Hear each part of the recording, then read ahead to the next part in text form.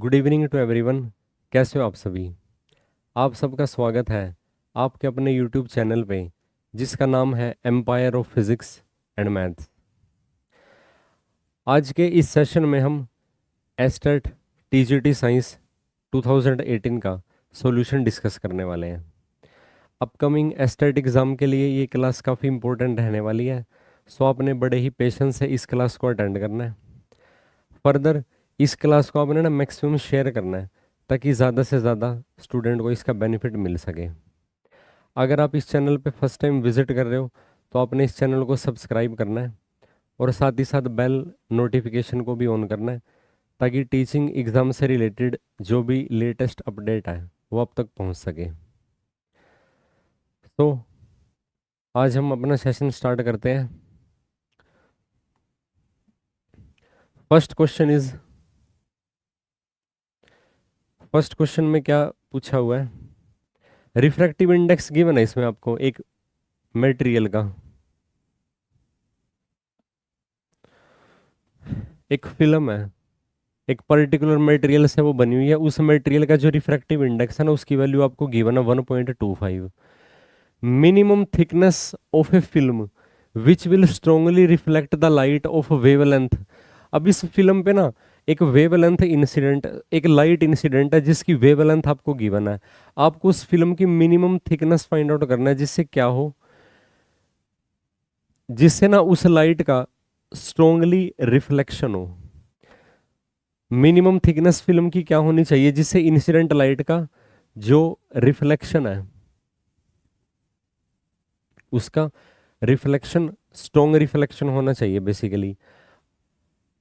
अगर आप ना एक फिल्म के बारे में अगर आप इसको डायग्रामेटिकली एक्सप्रेस करते हो, ये एक फिल्म है बेसिकली। इसकी एक ना डेफिनेट ना थिकनेस एग्जिस्ट करती है। यहाँ पे आप ना नॉर्मल ड्रॉ करो। नॉर्मल के रिस्पेक्ट में ना जो इंसिडेंट लाइट है वो इंसिडेंट मान लीजिए आई एंगल पे। अगर हम बात करें रिफ्लेक्शन की तो रिफ्लेक्शन कुछ इस तरीके से हो जाएगा, angle of refraction is equal to angle of refraction incident. So एक तो क्या हो जाएगा, ये लाइट है जो इंसिडेंट लाइट है नॉर्मल के रिस्पेक्ट में ना एक पर्टिकुलर एंगल पे है जिसको बोलते हैं एंगल ऑफ इंसिडेंट, और सेम एंगल ऑफ रिफ्लेक्शन के साथ वो क्या हो जाएगी, रिफ्लेक्ट हो जाएगी। दूसरा, इस लाइट का अगर हम ये बात करते हैं क्योंकि ये फिल्म है, अगर हम इसका ये मान के चलेंगे इसकी जो रिफ्रैक्टिव इंडेक्स है बेसिकली वो आपको 1.25 गिवन है। एयर के रिस्पेक्ट में अगर ये डेंसर मीडियम कंसीडर करते हैं तो ये इंसिडेंट लाइट ना नॉर्मल की तरफ बेंड हो जाती है कुछ इस तरीके से, ये एंगल ऑफ रिफ्रैक्शन है। सो जो रिफ्लेक्टेड लाइट है उस केस में आपके पास है ना जो पाथ डिफरेंस है, पाथ डिफरेंस का एक ना डेफिनेट रिलेशनशिप होल्ड करता है रिफ्लेक्टेड लाइट के केस में भी और इंसिडेंट लाइट के केस में भी। और रिफ्लेक्टेड लाइट के लिए आप ना क्या सिचुएशन इसमें लिख सकते हो, जो पाथ डिफरेंस है, पाथ डिफरेंस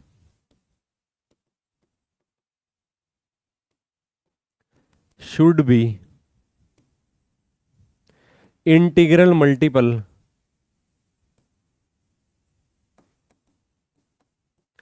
ऑफ वेवलेंथ। जो पाथ डिफरेंस है वो क्या हो जाएगा, वेवलेंथ का इंटीग्रल मल्टीपल हो जाएगा। मान लीजिए इस फिल्म की जो थिकनेस है वो टी है और जो रिफ्रैक्टिव इंडेक्स है इसका रिफ्रैक्टिव इंडेक्स में हुआ है। सो जो पाथ डिफरेंस एग्जिस्ट करता है यहाँ पे वो हो जाएगा n इंटू लैम्बडा। अब मिनिमम थिकनेस के लिए आपको ना जो रिफ्लेक्शन का जो ऑर्डर है, अब मान लीजिए जो n की वैल्यू आपको ना यहाँ पे ना 0 कंसीडर करनी है, 0 1 2 ऐसे वैल्यू होल्ड करती है, इंटीग्रल वैल्यू होल्ड करती है यहाँ पे n की। सो पाथ डिफरेंस का आपके पास फॉर्मूला ये एग्जिस्ट करता है 2 म्यू टी माइनस में lambda divided by 2 is equal to 0। ये पाथ डिफरेंस है बेसिकली, और हमने यहाँ पे n की वैल्यू को ना 0 यूज किया हुआ है, तभी क्या हो जाएगा, स्ट्रोंगली रिफ्लेक्शन हो जाएगा लाइट का n इक्वल टू 0 के लिए। हमने सिंपली यहाँ पे क्या पुट कर दिया, n की वैल्यू को ना 0 पुट कर दिया। वेवलेंथ का जो हमने इंटीग्रल मल्टीपल कंसीडर किया था, यहाँ पे हमने एल की वैल्यू को 0 पुट कर दिया। सो यहाँ से अगर आप ना थिकनेस की वैल्यू फाइंड आउट करो, थिकनेस की वैल्यू क्या एग्जिस्ट करती है, थिकनेस की वैल्यू आपके पास आ जाएगी lambda divided by 4 times mu. Wavelength की वैल्यू जो आपको गिवन है 589 nanometre divided by 4 into refractive index की वैल्यू कितनी गिवन आपको 1.25 इंटू में 100। जब आप इसको फर्दर सोल्व करते हो आपको ना यहां से ना इसका क्या आंसर मिलता है, अगर आप इसको ना फर्दर सोल्व करते हो तो आपको इसका आंसर मिलता है 118 नैनोमीटर। सो इतने थिकनेस की फिल्म को जब आप कंसीडर करते हो तो क्या होता है, strong reflection of light observe होता है, यानी कि सेकंड ऑप्शन। होप आपको ये क्वेश्चन समझ में आया होगा और जो हमने इसमें कंसेप्ट यूज किया basically. Next one is deforestation does not result in. Deforestation, deforestation का क्या मतलब होता है, पेड़ों की कटाई करना। आप ये भी बोल सकते हो अगर उसका ना area of cutting of these trees increases, तो हम ये बोल सकते हैं कि जैसे पूरे जंगल को ही साफ कर देना या उसके एक किसी पोर्शन को साफ कर देना, यानी कि क्लियर कर देना। अब डिफोरेस्टेशन का कौन सा रिजल्ट है जो इनमें से पॉसिबल नहीं है, फर्स्ट डिक्रीजेज इन रेनफॉल। ये तो ट्रू है क्योंकि जितना ना आप ना पेड़ों की कटाई करोगे उतना क्या हो जाएगा, रेन की पॉसिबिलिटी भी डिक्रीज हो जाएगी, क्योंकि जो ट्रीज होते हैं वो क्या करते हैं, वो हेल्पफुल होते हैं रेनफॉल के लिए। Second one is increase in soil erosion.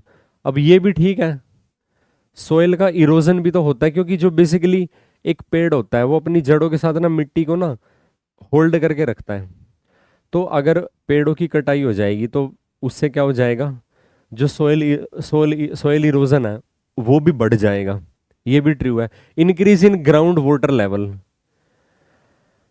क्या ग्राउंड वाटर लेवल, अब ग्राउंड वाटर लेवल का क्या मतलब होता है, जो अर्थ की डेप्थ में ना वाटर प्रेजेंट है, जो एग्रीकल्चर पर्पज के लिए यूज होता है और फर्दर ड्रिंकिंग पर्पज के लिए भी यूज होता है, क्या उसका लेवल बढ़ जाएगा, no, this option is wrong. Increase in earth temperature, yes, earth के टेम्परेचर इंक्रीज हो जाएगा। अब इसका रीजन क्या है आप बता सकते हो। बेसिकली जो एक ना ट्री है वो कितना ना हेल्पफुल है नेचर के लिए, वो हमारे लिए कितना हेल्पफुल है, वो क्या करता है बेसिकली, अब जैसे टेम्परेचर को भी तो वो मेंटेन करता है। जिस एरिया में ना मैक्सिमम नंबर ऑफ ट्रीज होंगे वहां पे क्या हो जाएगा, अब सिटी का एक ऐसा एरिया जहाँ पे ना मैक्सिमम नंबर ऑफ ट्रीज होंगे और एक ऐसा एरिया जहाँ पे ना पेड़ कम है, सो जहाँ पे पेड़ों की डेंसिटी ज़्यादा है उसका टेम्परेचर ना कम रहेगा, यानी भी यहाँ पे ना ठंडक रहेगी वहाँ से। So does not result in, ये बता रखा है increase in earth temperature, does not result in increase in earth temperature. So इसका क्या आंसर आएगा बेसिकली, इसका आंसर आता है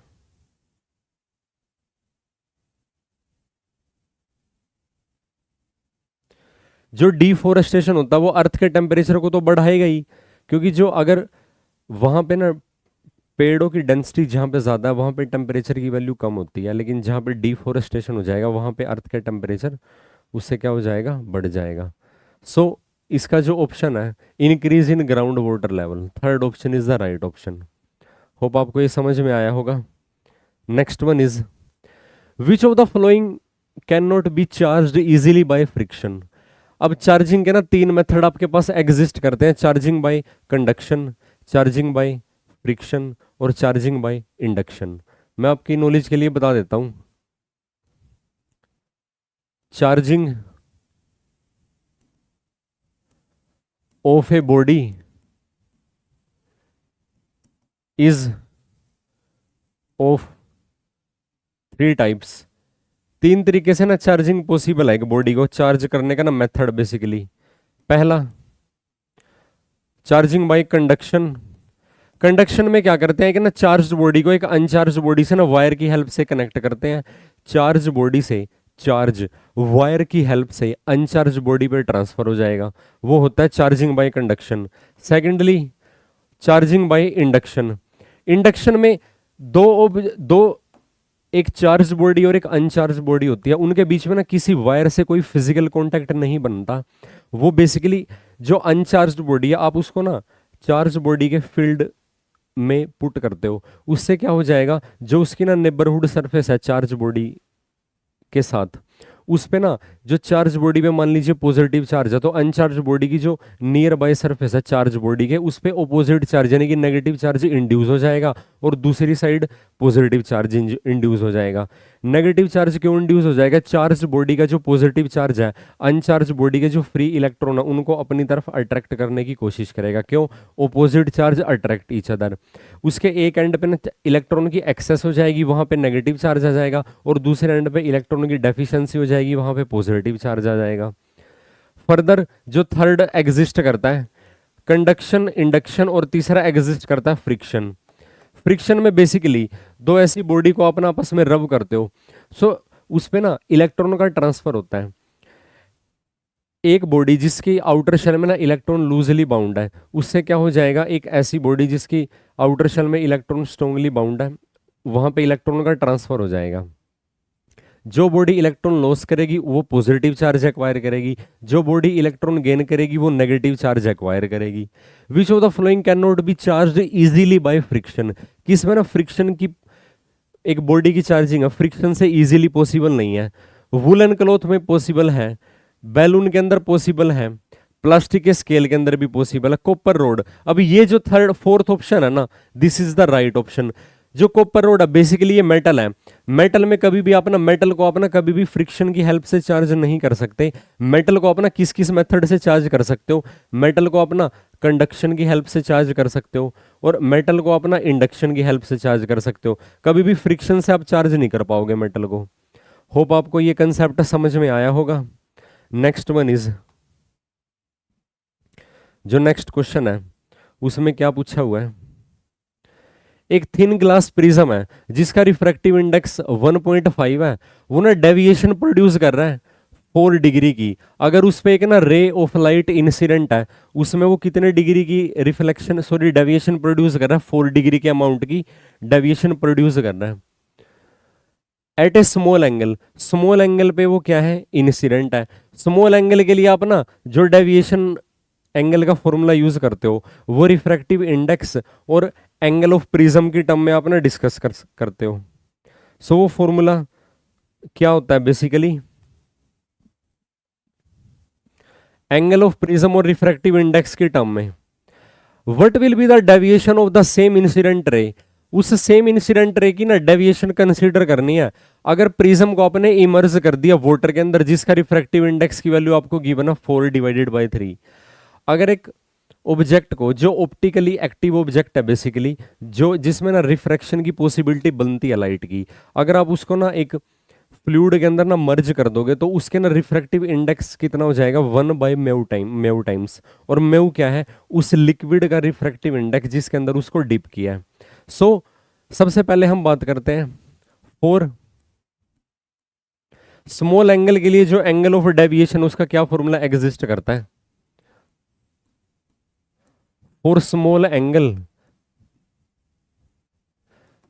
एंगल के लिए जो एंगल ऑफ डेविएशन उसका क्या फॉर्मूला एग्जिस्ट करता है, μ-1 इंटू में क्या आ जाएगा, एंगल ऑफ प्रिज्म। इसको इक्वेशन 1 मान लीजिए। हेयर जो आपके पास है ना फर्स्ट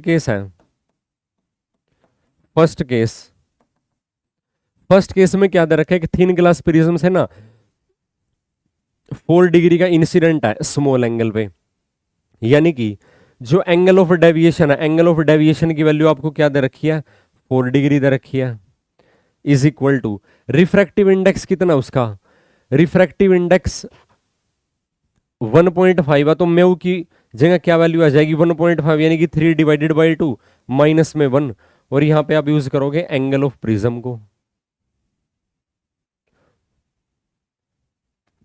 सो फर्दर अगर आप इसको लिखते हो ये वैल्यू बन जाती है angle of prism divided by 2। इसको मान लीजिए इक्वेशन नंबर 2। आप यहां से एंगल ऑफ प्रिज्म की वैल्यू भी निकाल सकते हो। सेकंड केस है जो आपके पास, second case, when the glass prism, जब ना ग्लास प्रिज्म को वाटर के अंदर डिप कर दोगे, इज इमर्ज्ड, उसको क्या कर दोगे, इमर्ज कर दोगे इन वाटर, तो जो उसका ना रिफ्रैक्टिव इंडेक्स हो जाएगा वो इनिशियल वैल्यू का क्या हो जाएगा, 1/μ times, then it's new refractive index. मान लीजिए नया रिफ्रैक्टिव इंडेक्स अपना म्यू डैश से रिप्रेजेंट करते हो, म्यू डैश क्या बन जाएगा उसका, सिंपली अगर आप बात करते हो जो इनिशियल वैल्यू है रिफ्रैक्टिव इंडेक्स की, उसको आपको ना क्या करना पड़ेगा, यहां पे आपको ना रिलेटिव रिफ्रैक्टिव इंडेक्स कंसीडर करना पड़ेगा, म्यू डैश। अगर हम उसका ना सेकंड केस में रिफ्रैक्टिव इंडेक्स की बात करें तो आप इसको ना कैसे एक्सप्रेस करते हो, आप ध्यान से समझना।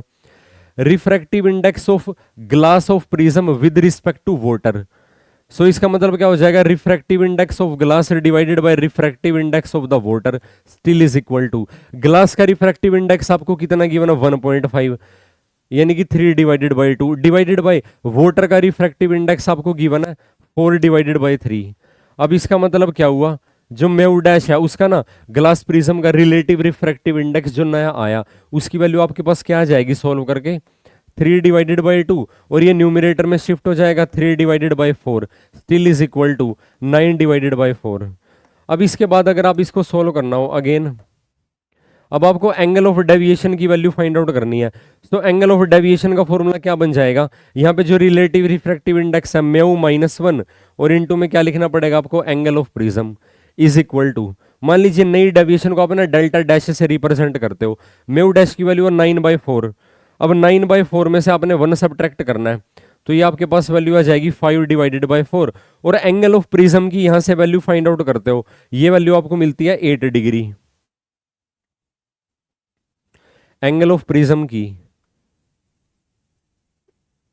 इनिशियली आपको कितना गिवन था, 4 डिग्री, और यहां से आप एंगल ऑफ प्रिज्म की वैल्यू जब फाइंड आउट करते हो तो यहां से आपको 8 डिग्री मिलता है। अब आपने ये वैल्यू ना यहां पे पुट करनी है 8 डिग्री, 9/4 में से 1 घटाओगे ये आ जाएगा आपके पास है ना 5 divided by 4। Relative refractive index हमने यहाँ पे ना कंसीडर किया हुआ है, सो रिलेटिव रिफ्रैक्टिव इंडेक्स जब आप कंसीडर करते हो यहाँ पे,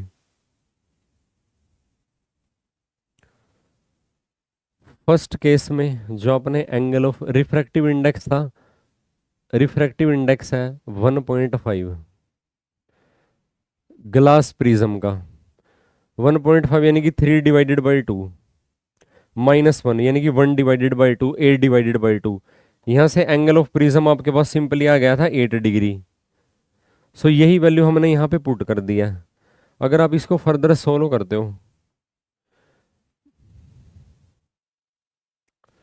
डेविएशन वाले एंगल की म्यू डैश की वैल्यू जब हमने फाइंड आउट किया, ग्लास का ना विद रिस्पेक्ट टू वाटर हमने रिफ्रैक्टिव, ग्लास का रिफ्रैक्टिव इंडेक्स वो आपको दे रखा 1.5, 3 डिवाइडेड बाई 2, वाटर का दिया हुआ 4 डिवाइडेड बाई 3, 3 डिवाइडेड बाई 2, ये 3 डिवाइडेड बाई 2, अच्छा सॉरी यहाँ पे ना 9 डिवाइडेड बाई 8 आएगा, सिंपली यहाँ पे मिस्टेक हो गया, यहाँ पे 9 डिवाइडेड बाई 8 आएगा।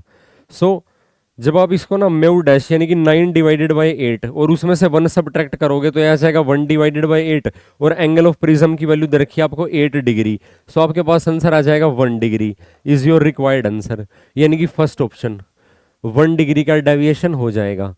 सो यानी कि अगर आप ना मटेरियल चेंज कर देते हो, यानी कि एक डिफरेंट रिफ्रैक्टिव इंडेक्स के मीडियम में जो एंगल ऑफ डेविएशन है उस पर उसकी वैल्यू डिफरेंट आएगी। क्यों, एंगल ऑफ डेविएशन ना रिफ्रैक्टिव इंडेक्स पर डिपेंड करता है। होप आपको क्वेश्चन समझ में आया होगा। नेक्स्ट वन इज, अच्छा एक बात आपने ध्यान रखनी है, स्मॉल अगर आपको ना ये मेंशन हो कि क्या हो, जो एंगल ऑफ इंसिडेंस है अगर स्मॉल हो तब आपने ना एंगल ऑफ डेविएशन का ये फॉर्मूला यूज करना है, और अगर एंगल ऑफ इंसिडेंस लार्ज हो तब उसके लिए आपको ना क्या फॉर्मूला यूज करना है, mu is equal to sine of A plus delta m divided by 2, total के डिवाइड में sine of angle of deviation divided by 2, ये आपने ध्यान देना है। दो फॉर्मूले एग्जिस्ट करते हैं एंगल ऑफ डेविएशन के।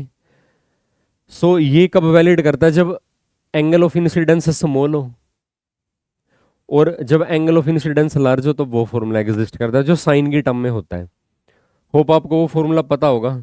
नेक्स्ट वन इज, एक प्रिंटेड पेज है, उसको ना प्रेस किया हुआ है एक ग्लास क्यूब से। एक प्रिंटेड पेज के फेस के ऊपर ना एक ना ग्लास क्यूब रखा हुआ है।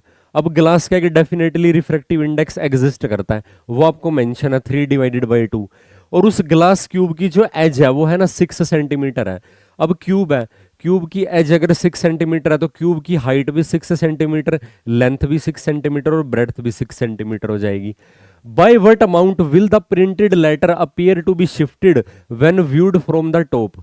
अब कुछ इस तरीके से, अब मान लीजिए एक यहां पे ना जैसे ना पेपर रखा हुआ है, एक पेपर पे ना यहां सिंपली अगर एक ना डॉट बना दिया, मैं आपको इसको ना डॉट से समझाता हूं। अब इस पेज के ऊपर ना आपने ना एक ना क्यूब प्लेस कर दिया। क्यूब एक ना क्या है, 3 डायमेंशनल बॉडी है, कुछ इस तरीके से एक क्यूब सब्स्टिट्यूट कर दिया यहां पे।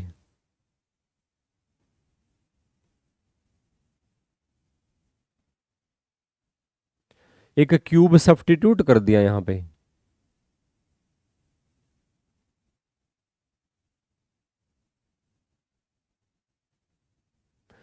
सो क्या हो जाएगा, अगर ना यहां से इसको ऑब्जर्व किया जाए,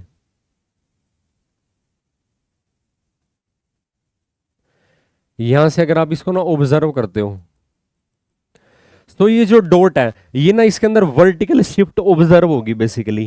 यानी कि ये अपनी एक्चुअल पोजीशन से ना वर्टिकली शिफ्ट होता हुआ, मान लीजिए डॉट ना यहां पे शिफ्ट हो जाएगा। सो ये जो वर्टिकल डिस्प्लेसमेंट है, मान लीजिए इस वर्टिकल डिस्प्लेसमेंट को हम ना वाई से रिप्रेजेंट करते हैं। सो वर्टिकल डिस्प्लेसमेंट, अब हम इसको ना कितनी हाइट से देख रहे हैं, जो बेसिकली क्यूब की ये जो वर्टिकल हाइट है, या हम बोल सकते हैं सिंपली वर्टिकल एज यानी कि क्यूब की हाइट, उतने डिस्टेंस से हम उस डॉट को ऑब्जर्व कर रहे हैं। क्योंकि हमने ना अपनी आंख को ना क्यूब के अपर फेस पे क्या हुआ है, उसके क्लोज रखा हुआ, वहां से हम इस डॉट को देख रहे हैं। हमको डॉट की ना ये पोजीशन नजर आएगी, ये तो इसकी एक्चुअल पोजीशन है और ये इसकी वो पोजीशन है जो दिखती है। क्यूब के रिफ्रैक्टिव इंडेक्स की वजह से ये वर्टिकल डिस्प्लेस हुआ दिखता है। और ये क्वेश्चन इतना इंपॉर्टेंट है, ये ना काफी बार एस्टेट के एग्जाम में आया हुआ है डिफरेंट फॉर्म में। कि जैसे आपको ना एक बार ऐसा क्वेश्चन भी आया हुआ है कि आपको ना क्यूब के दो डिफरेंट फेस से एक सिंगल डॉट को ऑब्जर्व करते हो, उसमें वर्टिकल डिस्टेंस है ना अपवर्ड फेस के रिस्पेक्ट में और ना डाउनवर्ड फेस के रिस्पेक्ट में। यानी कि ओवरऑल ये क्वेश्चन काफी ना इंपॉर्टेंट है। So shifted when viewed from the top, अब कितने अमाउंट से वो शिफ्ट हो जाएगा अगर आप उसको ना उसके अपवर्ड फेस से ऑब्जर्व कर रहे हो। ध्यान रखना, जो ये डिस्प्लेसमेंट हमने वाई रिप्रेजेंट किया ये ना बॉटम फेस के रिस्पेक्ट में है। अपवर्ड से जो रिप्रेजेंट अगर आप करते हो अपवर्ड डिस्प्लेसमेंट को, मान लीजिए अगर आपको ना अपवर्ड फेस से इसकी ना डिस्प्लेसमेंट ये वैल्यू फाइंड आउट करनी है, ये वैल्यू आपको ना मान लीजिए इस वैल्यू को हम ना एक्स से रिप्रेजेंट करते हैं। सो आपको ना यहाँ पे एक्स फाइंड आउट करना है। हमारे पास जो फॉर्मूला एग्जिस्ट करता है वो बॉटम फेस के रिस्पेक्ट में इसकी अपवर्ड डिस्प्लेसमेंट का है। अकॉर्डिंग टू फॉर्मूला, फॉर्मूला के अकॉर्डिंग हमारे पास है ना क्या एग्जिस्ट करता है, जो ये ग्राउंड उसके फेस से बॉटम फेस के रिस्पेक्ट में जो वर्टिकल शिफ्ट है उसका फॉर्मूला कितना एग्जिस्ट करता है। ये जो टोटल वर्टिकल एज है क्यूब की, मान लीजिए क्यूब की हाइट है, height of the cube divided by refractive index of the cube. अब क्यूब की हाइट उसकी एज के इक्वली होएगी। एज कितनी दे रखी है 6 centimetre divided by mu, refractive index आपको दे दिया 3/2। सो ये वर्टिकल डिस्प्लेसमेंट कितनी आ जाएगी 12/3, यह आ जाएगी 4। Again when viewed from the top, क्या फाइंड आउट करना, by what amount will the printed letter appear to be shifted when viewed from the top. अब टॉप से अगर आप इसको देखोगे ना तो ये इसकी ना कितनी पोजीशन आपको ना नजर आएगी, ये चीज आपको फाइंड आउट करनी है। When viewed from the top,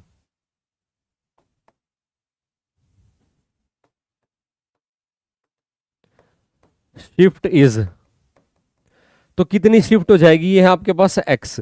तो x के लिए आपको क्या करना पड़ेगा, इसकी एज में से ना इसका वर्टिकल शिफ्ट y सब्ट्रैक्ट करना पड़ेगा। एज लेंथ आपको दे रखी है 6 सेंटीमीटर, वर्टिकल शिफ्ट इसके अंदर 4 है, तो इसका आंसर आ जाएगा 2 सेंटीमीटर। यानी कि second option is the required answer. Hope आपको ये कंसेप्ट समझ में आया होगा। Next one is time period between full moon to the next full moon is. जब दो फुल मून के बीच का आप टाइम पीरियड कंसीडर करते हो तो उसको क्या कहा जाता है, लूनर मंथ कहा जाता है। आप ये लिख लीजिए, lunar month. It is the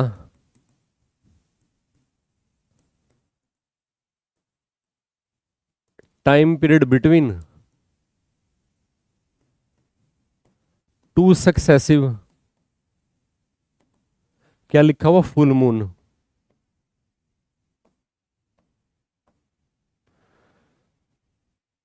या फिर कंप्लीट मून भी बोल सकते हो। तो लूनर मंथ का आपको ना टाइम पीरियड याद रखना पड़ेगा।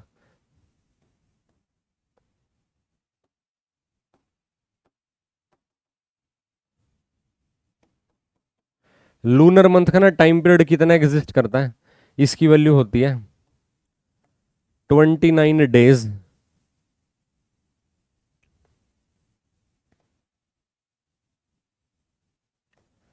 12 आवर्स 44 मिनट्स 2.8 सेकेंड, ये एग्जिस्ट करता है। सो अगर आप इसको देखोगे, जैसे ना 29 दिन तो कंप्लीट हो गए, उसके बाद ना 12 घंटे यानी कि हाफ ऑफ डे 29 डेज से एडिशनली, और यानी कि आप ये बोल सकते हो कि 29.5 डे, और उसके बाद भी ना 44 मिनट और 2.8 सेकेंड। सो अब यहाँ पे ऑप्शन देखते हैं। पहला है 28 डेज, ये तो रॉन्ग है, स्लाइटली लॉन्गर देन 28 डेज नहीं, 29 days complete, slightly longer than 29 days, तो fourth option is the right option. क्योंकि ना ये जो वैल्यू है ये 29 डेज से ना स्लाइटली ज़्यादा, उसमें approximately 1.5 sorry half of the day और ऐड है उसमें सिंपली, अगर आप इसको कंसीडर करते हो तो। होप आपको ये कंसेप्ट समझ में आया होगा। नेक्स्ट वन इज, नेक्स्ट जो क्वेश्चन है उसमें क्या पूछा हुआ है, दो हीटर हैं, दो हीटर हैं, उनके ना जो पैरामीटर है वो मेंशन है 200 वोल्ट 300 वोल्ट, यानी कि इस पहला हीटर है जो इतनी वोल्टेज पे ऑपरेट कर सकता है मैक्सिमम, और इतनी उसकी पावर है। सेकंड हीटर के लिए 200 वोल्ट और 600 वोल्ट, उसकी पावर पहले वाले हीटर की एग्जैक्टली डबल है। If the heater are connected in series, अगर उनको ना सीरीज में कनेक्ट कर देंगे, अब जब वो सीरीज में कनेक्ट हो जाएंगे तो उनमें से ना same amount of current pass करेगा, और कॉम्बिनेशन को ना 200 वोल्ट की डीसी सप्लाई के अक्रॉस कनेक्ट किया हुआ है। अब यहाँ पे ना वोल्टेज अगर देखा जाए तो सीरीज में वोल्टेज की वैल्यू डिवाइड हो जाएगी। Then which option is true out of the following. अब आप में ये बताना कि कौन सा ऑप्शन इसमें ट्रू है। हीट प्रोड्यूस बतानी है कि भी किस में हीट की प्रोडक्शन ज्यादा होगी। अगर आप ना हीट का फॉर्मूला लिखते हो, हीट का फॉर्मूला क्या एग्जिस्ट करता है, सिंपली पावर को आप ना टाइम से मल्टीप्लाई कर दीजिए। पावर के ना तीन फॉर्मूले एग्जिस्ट करते हैं, पोटेंशियल इनटू में करंट, और साथ में आपको लिखना पड़ेगा टाइम।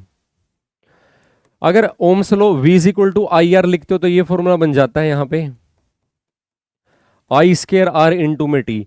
अगेन अगर इसको करंट की जगह V बाय आर लिखते हो तो ये बन जाएगा V square divided by R, और यहाँ पे आ जाएगा टाइम पीरियड T। ये फॉर्मूला डिपेंड करता है कि आपको ना सिचुएशन कैसी दे रखी है, इन तीनों में से ना कौन सा फॉर्मूला आपने यूज करना है। अब इनका जो कॉम्बिनेशन है वो बेसिकली ना सीरीज कॉम्बिनेशन है, सीरीज में ना करंट कांस्टेंट रहता है। सो अगर ना करंट कांस्टेंट रहेगा, सो यहाँ पे आप ना कौन सा फॉर्मूला इंप्लीमेंट करोगे, ये वाला फॉर्मूला हमको ना यहाँ पे लगाना पड़ेगा हीट की वैल्यू फाइंड आउट करने के लिए। अब ये बोल सकते हो कि जो हीट है वो डायरेक्टली प्रोपोर्शनल किसके है, रेजिस्टेंस के डायरेक्टली प्रोपोर्शनल है। जिसका रेजिस्टेंस ज्यादा होगा उसमें क्या हो जाएगा।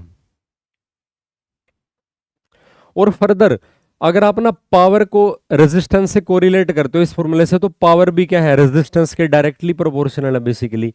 हम यहां सिंपली ये लिख सकते हैं, क्योंकि हीट प्रोड्यूस है, देखो हीट प्रोड्यूस किसके प्रोपोर्शनल हो जाएगी, पावर के, और पावर किसके डायरेक्टली प्रोपोर्शनल हो जाएगी, रेजिस्टेंस के। सो जिसका ना रेजिस्टेंस ज़्यादा है उसमें क्या हो जाएगी, हीट की प्रोडक्शन ज़्यादा हो जाएगी। लेकिन रेजिस्टेंस की वैल्यू तो आपको मेंशन नहीं है यहाँ पे। सो हम सबसे पहले क्या करते हैं कि ना रेजिस्टेंस की वैल्यू फाइंड आउट करते हैं। कौन सा फॉर्मूला, ये वाला फॉर्मूला यहाँ पे ना यूज करेंगे, क्योंकि आपको ना पावर की वैल्यू गिवन है। और मान लीजिए सेम अमाउंट ऑफ टाइम के लिए ना करंट इनमें से फ्लो कर रहा है, क्योंकि इस पावर के फॉर्मूला में, सॉरी खैर चलो ठीक है, पावर, हाँ पावर तो टाइम से इंडिपेंडेंट हो जाएगी। अब हम ना पावर की वैल्यू फाइंड आउट करते हैं यहाँ पे। अगर हम लिखें पावर का, आपके पास क्या फॉर्मूला एग्जिस्ट करता है, करंट स्क्वायर इनटू में क्या है, रेजिस्टेंस। ये फॉर्मूला एग्जिस्ट करेगा बेसिकली आपके पास।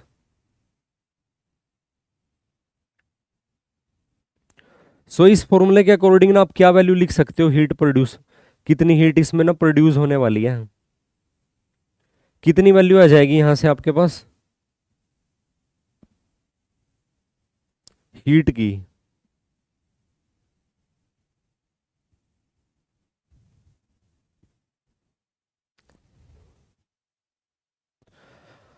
टू 200 वोल्ट सप्लाई सीरीज के अंदर इनको ना कनेक्ट किया हुआ है। सीरीज में करंट की वैल्यू कांस्टेंट है।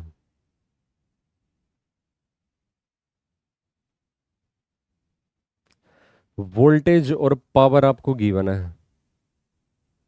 एक मिनट, आपको जो ये ना हीटर की कैरेक्टरिस्टिक्स फाइंड आउट करनी है, हीटर की ना पावर का जो फॉर्मूला है, सबसे पहले तो हमारा यहां से टारगेट है रेजिस्टेंस की वैल्यू फाइंड आउट करना।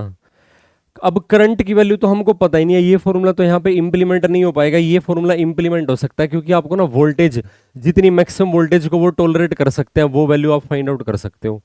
अब इसका मतलब क्या हुआ, पहला जो रेजिस्टेंस है, पहली जो कोयल, अगर आप उसका रेजिस्टेंस R1 की वैल्यू फाइंड आउट करते हो, अब वोल्टेज, क्योंकि ना दोनों ना सेम ऑपरेटिंग वोल्टेज पे ऑपरेट कर सकते हैं, तो ये बन जाएगा V² divided by power 1, first heater की पावर, उसको हमने P1 से रिप्रेजेंट किया। सो R1 रेजिस्टेंस कितना हो जाएगा, वोल्टेज का स्केयर 200 का स्केयर कर दोगे तो ये बन जाएगा 4 into 10⁴ divided by power of the first heater, वो आपके इधर रखी है 300 वोल्ट।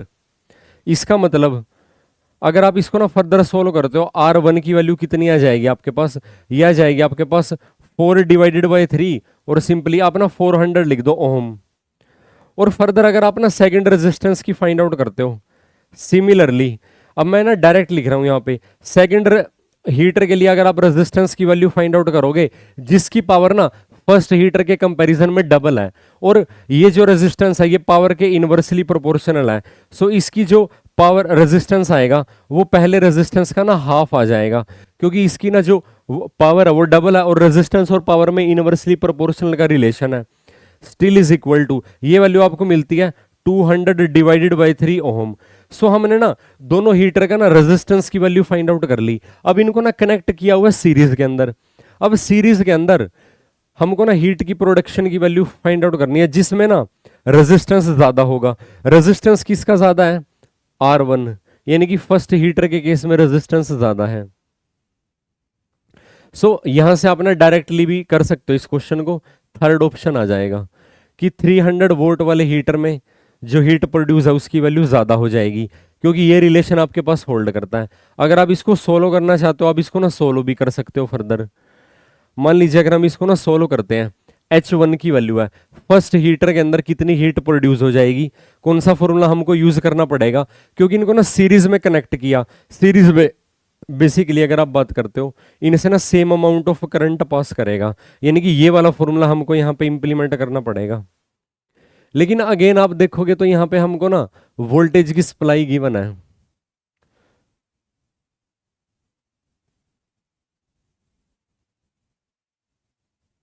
थ्री 300 वोल्ट वाले हीटर में उसका रेजिस्टेंस ज्यादा है, बेसिकली वोल्टेज की सप्लाई। आप इसके बाद ना एक बार इसको ना ट्राई करके देख लेना। ये जो इसका थर्ड ऑप्शन है इसका ना राइट ऑप्शन है। यहां तक कि कंक्लूजन के बेस पे भी आप ना जो हमने रिलेशन डिराइव किया इसके बेसिस पे भी आप कर सकते हो इसको सोल्व। होप आपको ये क्वेश्चन समझ में आया होगा। नेक्स्ट वन इज नेक्स्ट जो क्वेश्चन है उसमें ना क्या कंडीशन गिवन है,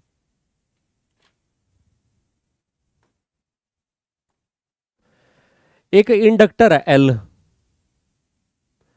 उसको ना एक रेजिस्टेंस के साथ आर जिसकी वैल्यू है सीरीज में कनेक्ट कर दिया।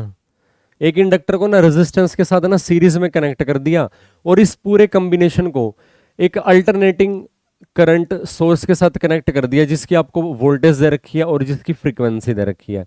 यानी कि कुछ इस तरीके का सिनारियो आपको गिवन है, एक आपको ना इंडक्टर गिवन है जिसको रेजिस्टेंस के साथ सीरीज में कनेक्ट कर दिया और इसको ना एक अल्टरनेटिंग सोर्स के साथ कनेक्ट कर दिया। अल्टरनेटिंग सोर्स के केस में आपको ना वोल्टेज की वैल्यू गिवन है 12 वोल्ट और उसकी ना फ्रीक्वेंसी गिवन है 50 हर्ट्ज।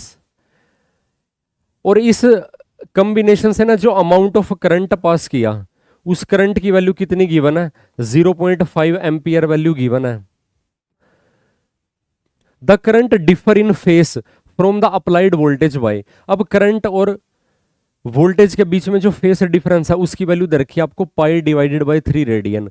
अब अगर आप ना अल्टरनेटिंग करंट की बात करते हो, जैसे इंडक्टर में यहाँ क्या होता है, इंडक्टर में जो वोल्टेज है वो करंट से लीड करता है 90 डिग्री के फेस एंगल से। रेजिस्टेंस में वोल्टेज और करंट सेम फेस में ऑसिलेट करते हैं। कैपेसिटेंस में क्या होता है, करंट लीड करता है वोल्टेज के रिस्पेक्ट में 90 डिग्री से। तो इस तरीके से ये जो फेस एंगल है ये एग्जिस्ट करता है अल्टरनेटिंग सोर्स के केस में। तो आपको ना वो जो फेस डिफरेंस वो भी दिया हुआ है। अब आपको रेजिस्टेंस की वैल्यू फाइंड आउट करनी है सिंपली। यहां पे इंडक्टर की वैल्यू है, इंडक्टर की वैल्यू एल है, रेजिस्टेंस की वैल्यू आर है। अब जो आपको ना फेस एंगल दे दिया यहां पे, इसके लिए हम ना एक फॉर्मूला एग्जिस्ट करता है, जो फेस डिफरेंस है टेंजेंट फाई है उसका क्या फॉर्मूला एग्जिस्ट करता है, x L divided by R. अगर यहां पे ना रेजिस्टेंस के साथ कैपेसिटर कनेक्ट होता तो यहां पे ना एक्स सी आ जाता। अब एक्सएल का क्या मतलब है, यहां पे inductive reactance opposed by the inductor to the flow of current through it. आपको पता है जैसे अल्टरनेटिंग करंट जब ना इंडक्टर और कैपेसिटर से फ्लो करता तो वो क्या करते हैं, उस करंट का ओपोज करते हैं बेसिकली, उसको उनका ना रिएक्टेंस की टर्म में डिफाइन करते हो। एक्सएल का मतलब है inductive reactance oppose offer bye the inductor. अब ये फेज एंगल आपको दिया हुआ कितना, पाई डिवाइडेड बाय 3 रेडियन की टर्म में दिया हुआ है। अब यहां से अगर आप एक्सएल की वैल्यू पुट करना चाहो, एक्सएल का फॉर्मूला एग्जिस्ट करता है ओमेगा एल। एक्सएल की वैल्यू क्या एग्जिस्ट करती है, ओमेगा एल। पुट कर दीजिए omega L divided by R और ये वैल्यू आपके पास कितनी है, अच्छा फाई जो आपके पास एंगल है ना वो पाई बाय 3 है। तो यहां पे आप इसको लिख दोगे टेंजेंट ऑफ फाई, फाई की वैल्यू पुट कर दोगे पाई डिवाइडेड बाय 3। एक्सएल का फॉर्मूला होता है ओमेगा, ओमेगा क्या मतलब होता है, जो इनकी ना एंगुलर फ्रीक्वेंसी एग्जिस्ट करती है।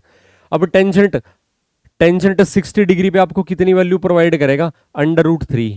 इसका मतलब हमको ना जो फाइंड आउट करना है सिंपली रेजिस्टेंस की value.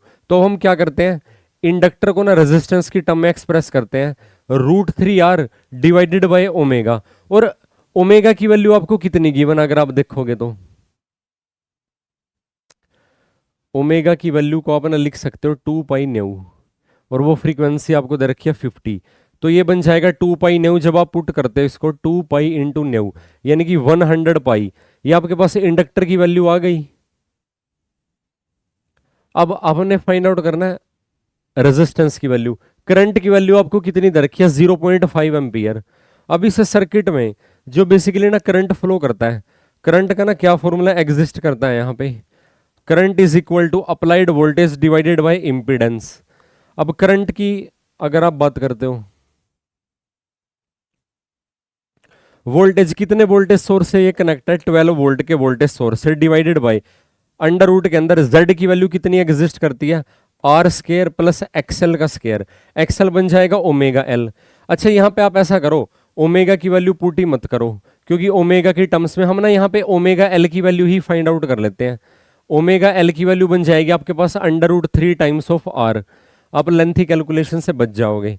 Are square plus XL का स्केयर, एक्सएल मतलब होता है ओमेगा एल, ओमेगा एल का आपको करना पड़ेगा स्केयर। फर्दर अगर आप इसकी वैल्यू पुट करते हो ये आपके पास बन जाएगा 12 डिवाइडेड बाय अंडर रूट के अंदर ओमेगा एल की वैल्यू है √3r, √3r का स्केयर करोगे 3r square, R square already add किया हुआ है तो ये बन जाएगा 4r स्केयर। करंट की वैल्यू दे रखी है 0.5।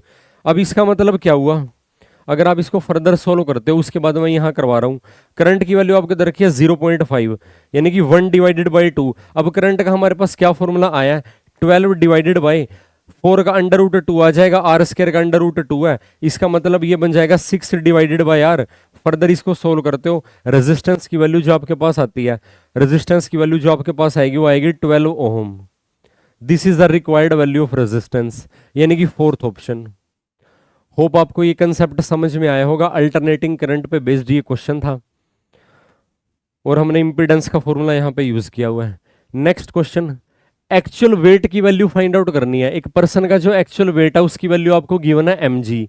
When the lift is moving uniformly in upward direction, uniform motion है उसकी लिफ्ट की, the apparent weight of the person in the lift will be, is moving uniformly, uniform motion है lift का। Uniform motion से हमारा क्या मतलब है, यूनिफॉर्म मोशन का क्या मतलब है, यूनिफॉर्म वेलोसिटी के साथ उसका मोशन है। सो यूनिफॉर्म वेलोसिटी के साथ अगर मोशन है,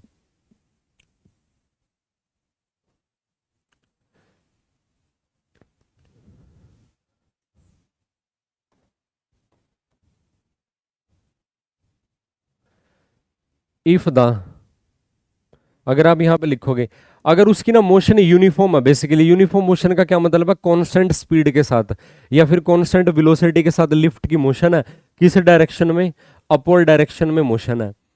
सो अपरेंट वेट का क्या फॉर्मूला बन जाएगा, अगर लिफ्ट ना अपवर्ड मूव करती है ए एक्सेलेरेशन के साथ, तो जो अपरेंट वेट एग्जिस्ट करता, अगर लिफ्ट अपवर्ड डायरेक्शन में मूव करे, जैसे आपने लिफ्ट के अंदर ट्रेवल किया होगा तो आपको ये, आपने ये, आप जो एक्चुअली उसमें फील करते हो ना, उसी को क्या बोलते हैं, अपरेंट वेट बोलते हैं। उसको मेजर कैसे करने का क्या फॉर्मूला, अगर लिफ्ट ना अपवर्ड मूव करे तो आपको क्या फील होता है कि आपका जो वेट है बेसिकली, या फिर आपको क्या फील होता है, क्या वेट फील होता है आपको वहां पे, आपको ऐसा लगता है कि भी जैसे ना ग्राउंड आपकी बॉडी को ना पुश करने की कोशिश कर रहा है, स्पेशली आपके पैरों पे ना प्रेशर फील होता है। और अगर ना लिफ्ट डाउनवर्ड मूव करे तब आपको ऐसा फील होता है कि भी जैसे वहां पे जो ग्राउंड है उसका ना पैरों पर रिएक्शन पहले के कंपैरिजन में काफी कम फील होता है। उसी रिएक्शन को ही अपरेंट वेट का नाम दिया हुआ है। अब यहाँ पे यूनिफॉर्म मोशन है, यूनिफॉर्म मोशन में ना उसकी जो वेलोसिटी है या फिर स्पीड है लिफ्ट की कांस्टेंट है, उसकी एक्सेलेरेशन बन जाएगी 0। So as the apparent wait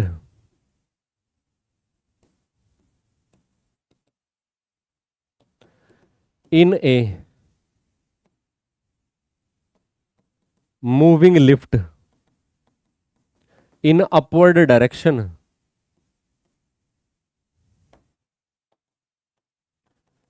is given by, upward direction में ना लिफ्ट जब मूव करती है, जो अपरेंट वेट होता है बेसिकली वो क्या होता है, greater than the actual weight, यानी कि mg+a, इतना वेट होता है।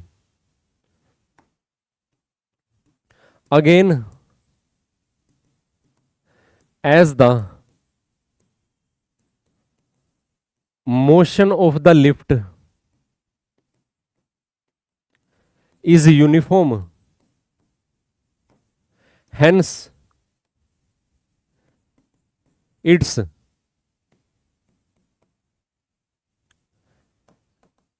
acceleration is 0 and hence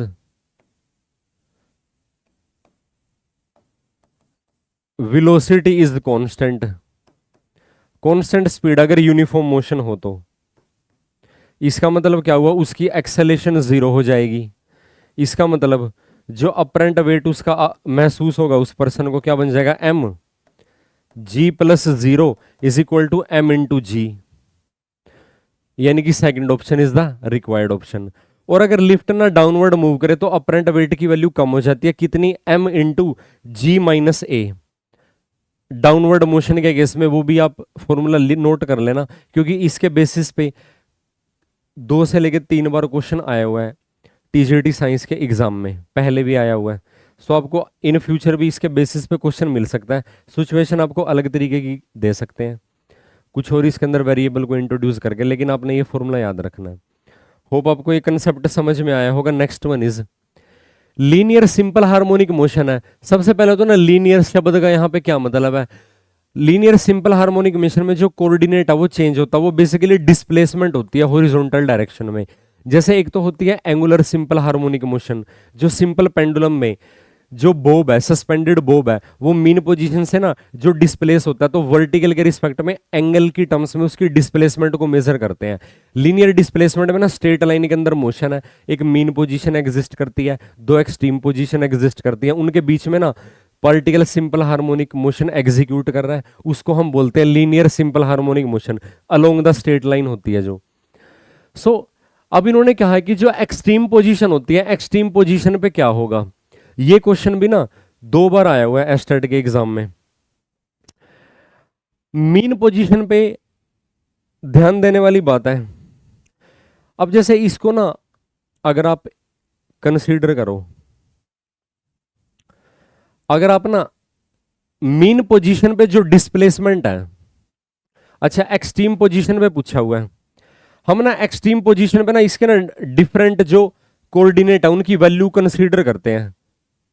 जैसे मान लीजिए एक तो ना हम ना डिस्प्लेसमेंट की वैल्यू कंसीडर करते हैं एक्सट्रीम पोजीशन पे, डिस्प्लेसमेंट, फर्दर उसके बाद आप लिखते हो वेलोसिटी, और उसके बाद आप लिखते हो एक्सेलरेशन।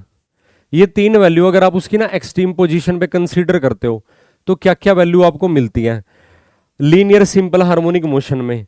अगर आप इसको ना ड्रॉ करते हो, ये इसकी मीन पोजीशन है जिसको ओ से एक्सप्रेस किया। अब इसके रिस्पेक्ट में जो ए है, ए राइट साइड में, और जो बी है ये इसकी एक्सट्रीम पोजीशन है। मीन पोजीशन से एक्सट्रीम पोजीशन तक जितना उसका डिस्प्लेसमेंट होता है उसको क्या कहा जाता है, उसका एम्पलीट्यूड। मान लीजिए एम्पलीट्यूड को हम ना स्मॉल ए से रिप्रेजेंट करते हैं। एम्पलीट्यूड क्या होता है कि मैक्सिमम डिस्प्लेसमेंट होती है ऑब्जेक्ट की मीन पोजीशन से जो सिंपल हार्मोनिक मोशन एग्जीक्यूट कर रहा है। अब हम अगर देखा जाए एक्सट्रीम पोजीशन पे इन्होंने क्या कहा है, एक्सट्रीम पोजीशन पे अगर आप डिस्प्लेसमेंट की वैल्यू देखते हो तो डिस्प्लेसमेंट की वैल्यू कितनी हो जाएगी, एग्जैक्टली ए हो जाएगी, जो इसका क्या होता है एम्पलीट्यूड एग्जिस्ट करता है। अगर आप वेलोसिटी की बात करो, अब वेलोसिटी का ना क्या फॉर्मूला एग्जिस्ट करता है, वेलोसिटी का ना ये फॉर्मूला एग्जिस्ट करता है ओमेगा और अंडर रूट के अंदर ए स्क्वायर माइनस वाई स्क्वायर। अब मैक्सिमम जो एक्सट्रीम पोजीशन है वहां पे डिस्प्लेसमेंट की वैल्यू है एम्पलीट्यूड के इक्वल। यहां मैं ना कैपिटल ए को ना स्मॉल ए से रिप्रेजेंट कर देता हूं, हमने यहां पे एम्पलीट्यूड को स्मॉल ए से रिप्रेजेंट किया। पुट, अब यहां पे ना y की वैल्यू आप पुट कर दीजिए एम्पलीट्यूड के इक्वल। इसका मतलब वेलोसिटी की वैल्यू क्या आ जाएगी, 0 आ जाएगी। यानी कि एक्सट्रीम पोजीशन पे पार्टिकल की जो वेलोसिटी है वो 0 हो जाएगी एक मोमेंटरी टाइम के लिए, क्योंकि वहां पे क्या हो जाएगा, डायरेक्शन ऑफ मोशन चेंज हो जाएगा। वो मीन पोजीशन से एक्सट्रीम पे जाके दोबारा मीन को प्रोसीड करेगा तो डायरेक्शन ऑफ मोशन चेंज हो जाएगा, एक्सेलेरेशन मैक्सिमम हो जाएगी। एक्सेलेरेशन की बात करते हो, एक्सेलेरेशन को मान लीजिए अगर हम ना रिप्रेजेंट करते हैं कैपिटल ए के ऊपर ना डैश लगा दीजिए। एक्सेलेरेशन का ना क्या फॉर्मूला एग्जिस्ट करता है, बेसिकली एक्सेलेरेशन का फॉर्मूला एग्जिस्ट करता है ओमेगा स्क्वायर इनटू में डिस्प्लेसमेंट। अब डिस्प्लेसमेंट हो जाएगा उसका मैक्सिमम, एक्सेलेरेशन भी क्या हो जाएगी उसकी मैक्सिमम, ये बन जाएगी ओमेगा स्क्वायर इनटू में ए। स्मॉल ए क्या रिप्रेजेंट कर रहा है, डिस्प्लेसमेंट को। अब देखते हैं कौन कौन से ऑप्शन करेक्ट है। वेलोसिटी और एक्सेलेरेशन दोनों मैक्सिमम हो जाएंगे। अब एक्सेलेरेशन तो मैक्सिमम है लेकिन वेलोसिटी की तो वैल्यू मिनिमम है, तो ये तो नहीं हो सकता एक्सट्रीम पोजीशन पे। वेलोसिटी और एक्सेलेरेशन मिनिमम हो जाएंगे, एक्सेलेरेशन मैक्सिमम है वेलोसिटी मिनिमम है, ये भी नहीं हो सकता। वेलोसिटी मैक्सिमम हो जाएगा, एक्सेलेरेशन मिनिमम हो जाएगा, ये भी गलत है क्योंकि वेलोसिटी की वैल्यू 0 है और एक्सेलेरेशन की वैल्यू क्या इन्होंने बोल रखी है, मैक्सिमम। वेलोसिटी इज मिनिमम और मिनिमम वैल्यू हो जाएगी 0, एक्सेलेरेशन की वैल्यू मैक्सिमम है, जो हमने ये फाइंड आउट कर लिया। तो fourth option is the right option. Hope आपको ये समझ में आया होगा।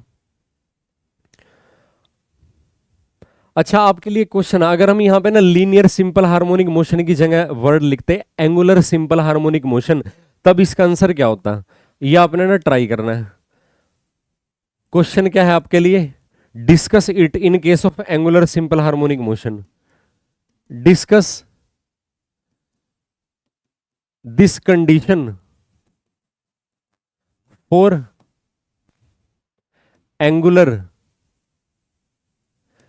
सिंपल हार्मोनिक मोशन, और उसका जो बेस्ट एग्जांपल आपके पास वो क्या है, सिंपल पेंडुलम। सिंपल पेंडुलम का मैंने आपको एग्जांपल भी कंसीडर बस बता दिया। सिंपल पेंडुलम का एग्जांपल कंसीडर करके ये सिचुएशन इवेल्युएट करनी है कि क्या लीनियर सिंपल हार्मोनिक मोशन और एंगुलर सिंपल हार्मोनिक मोशन में ये कंडीशन मैच करती है exactly. Next one is which of the following has least value of the packing efficiency. Packing efficiency की अगर आप बात करते हो, हम ना इन तीनों के ना डायग्राम में आपको ना ड्रॉ करके दिखा देता हूं, बॉडी सेंटर का, फेस सेंटर का, सिंपल क्यूबिक का और एचसीपी का, हेक्सागोनल क्लोज पैकिंग। पहली आपके पास है सिंपल क्यूबिक। सिंपल क्यूबिक में बेसिकली अगर आप ना क्यूब ड्रॉ करते हो, जो एटम है ना, एटम की जो लोकेशन होती है वो ना क्यूब के सिर्फ ना कॉर्नर पे एटम एग्जिस्ट करते हैं और किसी भी पोजीशन पे एटम एग्जिस्ट नहीं करते। यहां पे एटम एग्जिस्ट करते हैं कॉर्नर पे सिर्फ, और किसी पॉइंट पे एटम एग्जिस्ट नहीं करेंगे। इस केस में अगर आप ना पैकिंग एफिशिएंसी की बात करते हो, पैकिंग एफिशिएंसी यानी कि कितना परसेंटेज स्पेस एटम ने ऑक्यूपाई किया हुआ है उस पर्टिकुलर कॉन्फ़िगरेशन के अंदर। जैसे ये सॉलिड स्टेट फिजिक्स का क्वेश्चन है बेसिकली, यहाँ पे अगर आप ना पैकिंग एफिशिएंसी को मैं ईटा से डिनोट करता हूँ, तो इस केस में ना कितनी पैकिंग एफिशिएंसी एग्जिस्ट करती है, 52%। ये आपने याद भी रखना है डायरेक्टली, क्योंकि कई बार ना इसके बेसिस पे क्वेश्चन आपको मिल सकता है। 52% होल्ड करती है। उसके बाद जो आपके पास है ना सेकंड सिचुएशन है, सेकंड हम केस इसमें डिस करते हैं body centred cubic. Body centred cubic, body centred cubic में जो एटम ना कॉर्नर के साथ साथ ना उसके सेंटर पे भी एटम ना एग्जिस्ट करता है, एक सिंगल एटम। इस केस में अगर आप ना एटम ड्रॉ करते हो तो कुछ इस तरीके से, कॉर्नर पे तो एटम एग्जिस्ट करेंगे क्योंकि तभी ना आपके पास एक 3 डायमेंशनल शेप बनती है। बॉडी के सेंटर पे एटम एग्जिस्ट करता है। अब अंडरस्टूड है, यहां पे ना एटम ने ज्यादा स्पेस ऑक्यूपाई किया है इसके कंपैरिजन में, क्योंकि यहां पे तो सिर्फ कॉर्नर पे एटम प्रेजेंट थे, यहां पे कॉर्नर के साथ साथ सेंटर पे भी एटम है, तो इसकी एफिशिएंसी ना सिंपल क्यूबिक से तो ऑब्वियसली ज्यादा ही होगी। इस केस में अगर आप ना एफिशिएंसी की बात करते हो, इस केस में आपको कितनी एफिशिएंसी मिलती है, 68%। जो अवेलेबल स्पेस है वो क्या रहेगा, ऑक्यूपाई रहेगा बॉडी सेंटर केस के सिचुएशन में। नेक्स्ट आपके पास जो है सिचुएशन वो आपके पास रहेगी फेस सेंटर्ड क्यूबिक। कौन सी रहेगी, face centred cubic, FCC. Face centred cubic में जैसे कॉर्नर पे तो एटम एग्जिस्ट करेगा ही करेगा, वो तो अंडरस्टूड है। इसमें ना हर फेस के ना सेंटर पे भी एटम, अब क्यूब के ना कितने फेस एग्जिस्ट करते हैं बेसिकली देखा जाए, देखो कॉर्नर पे तो एटम है ही है ऑलरेडी, अंडरस्टूड है वो तो।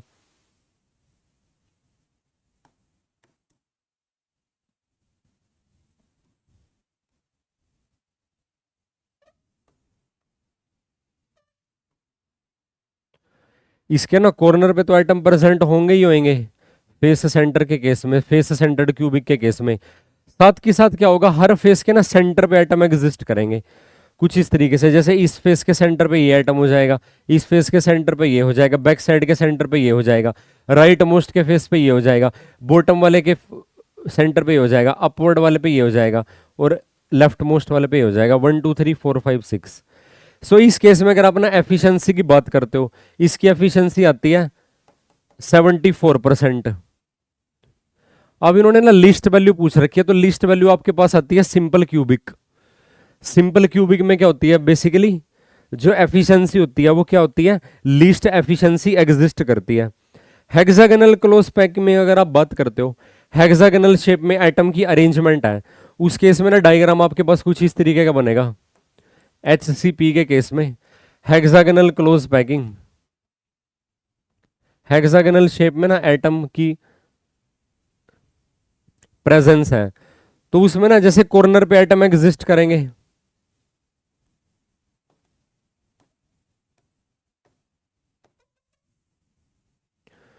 और एक यहां पे एटम एग्जिस्ट करता है। सो हेक्सागोनल क्लोज पैकिंग की भी जो एफिशिएंसी एग्जिस्ट करती है वो ना फेस सेंटर्ड क्यूबिक के इक्वल होती है 74%। सो इस तरीके से ना लिस्ट एफिशिएंसी पूछ रखी है, वो सिर्फ ना सिंपल क्यूबिक के केस में एग्जिस्ट करेगी। होप आपको ये कंसेप्ट समझ में आया होगा। Next one is magnetic field at the centre of a circular coil of radius R carrying current I is B। एक आपको ना सर्कुलर कॉइल दे रखी है, सर्कुलर कोयल जिससे ना आई एम्पियर करंट पास कर रहा है, ये उसका सेंटर है। अगर आप उसको सी से एक्सप्रेस करते हो और उसकी जो रेडियस है, रेडियस की वैल्यू है small r, I ampere current pass कर रहा है सेंटर पे, magnetic field at the centre कितनी है, बी वैल्यू एग्जिस्ट करती है। What is the magnetic field at a distance x is equal to √3r from the centre on the axis of the coil. अब जो second case आपको दे रखा है, second case में आपको ना इसकी एक्सिस पे, इसके सेंटर से √3 टाइम डिस्टेंस पे, यानी कि कुछ इस तरीके की सिचुएशन है, इसके सेंटर पे, सेंटर से एक एक्सिस पास करती है, वहां पे ना पी पॉइंट एग्जिस्ट कर रहा है, और वो पी पॉइंट है इसके सेंटर से ना कितनी डिस्टेंस पे प्रेजेंट है, √3 टाइम्स ऑफ द रेडियस। अगर इसकी रेडियस स्मॉल आर हो तो यहाँ पे पी पॉइंट पे मान लीजिए मैग्नेटिक फील्ड है, ये पॉइंट पी है, यहाँ पे मैग्नेटिक फील्ड की वैल्यू अगर आप ना बी डैश से एक्सप्रेस करते हो, सो ये कितनी एग्जिस्ट करेगी, इसके सेंटर के कंपैरिजन में इसकी रेशो आपको बतानी है। So at a distance x from the centre magnetic field का ना एक ना फॉर्मूला एग्जिस्ट करता है, वो फॉर्मूला कितना होता है, B dash is equal to mu not divided by 4 pi twice of the current, और इनटू में बन जाएगा a divided by a square plus x square raise to power 3 divided by 2। कुछ इस तरीके का ना फॉर्मूला एग्जिस्ट करता है, अगर आप इसको देखते हो ध्यान से तो ये फॉर्मूला एग्जिस्ट करता है, और साथ में यहां पर ना a का भी स्क्वायर आएगा और न्यूमरेटर में पाई भी आएगा।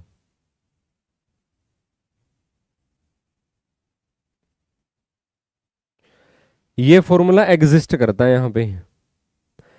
सो बेसिकली जो मैग्नेटिक फील्ड है उसकी ना एक्स पे क्या डिपेंडेंसी है, अगर हम ध्यान दें, जो मैग्नेटिक फील्ड है वो इनवर्सली प्रोपोर्शनल है किसके, a square plus x square raise to power 3 divided by 2, और न्यूमरेटर में भी इसकी वैल्यू क्या है, न्यूमरेटर में सिंपली a स्क्वायर के प्रोपोर्शनल है।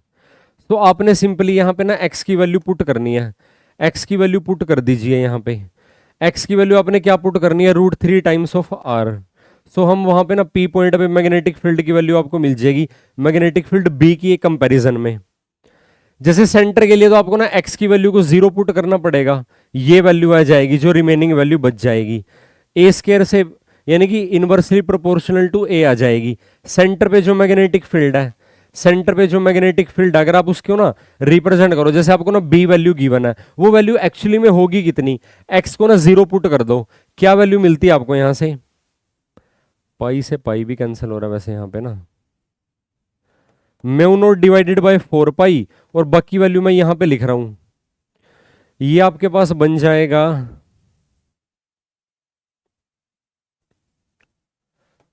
2 पाई करंट, और ये बन जाएगा x की वैल्यू को 0 पुट करोगे, ये a पावर 2 कैंसिल हो जाएगी, डिवाइडेड बाय a, ये वैल्यू एग्जिस्ट करती है। Mu not I divided by 2 है, क्योंकि 2 पाई और 4 पाई ये ट्वाइस पे कैंसिल हो जाएंगे, ये वैल्यू तो उसकी ना सेंटर पे एग्जिस्ट कर रही है। यहां पे हम ना सिर्फ x की डिपेंडेंसी चेक करना चाहते हैं, x की जगह आपने पुट करना √3 times of the radius, radius को इन्होंने r कंसीडर किया हुआ है, यहां पे हम ना लिखते हैं r, क्योंकि रेडियस को ना r इन्होंने कंसीडर किया हुआ है। सो अगर आप यहाँ पे पुट करते हो, रेडियस की वैल्यू ना r यूज करनी है, मैं इसको ना फॉर्मूला को दोबारा लिखता हूँ, r के टर्म में लिख देता हूँ। यहाँ पे क्या फॉर्मूला बनेगा इसका, अगर आप इसको ना r के टर्म में एक्सप्रेस करते हो, ये बन जाएगा, क्योंकि रेडियस उसकी r है ना, ये बन जाएगा r square divided by r square plus x square, total की पावर बन जाएगी 3 divided by 2। So B dash की वैल्यू अगर आप फाइंड आउट करोगे यहाँ से फर्दर, बी डैश की ना आपको कितनी वैल्यू मिलती है, B dash is equal to proportional to radius की वैल्यू तो ऐसा ना a रहेगी, डिवाइड में x की जगह √3 पुट कर दो, ये बन जाएगा a स्क्वायर प्लस ये बन जाएगा 3 टाइम्स r स्क्वायर। यहाँ पे एक मिनट, यहाँ पे किसके प्रोपोर्शनल है ये, r square divided by r square plus x square raise to power 3 divided by 2 proportional to r square divided by x की जगह √3r पुट करोगे तो ये डेनोमिनेटर में आपको प्रोवाइड करेगा 4 r स्क्वायर, और टोटल की वैल्यू मिलेगी आपको 3 डिवाइडेड बाय 2, और ये किसके प्रोपोर्शनल हो जाएगा फर्दर अगर आप इसको सोल्व करते हो? ये आपको मिलता है सेंटर पे जो मैग्नेटिक फील्ड है उसका ना 1/8 टाइम्स आपको वैल्यू मिलती है यहां पे,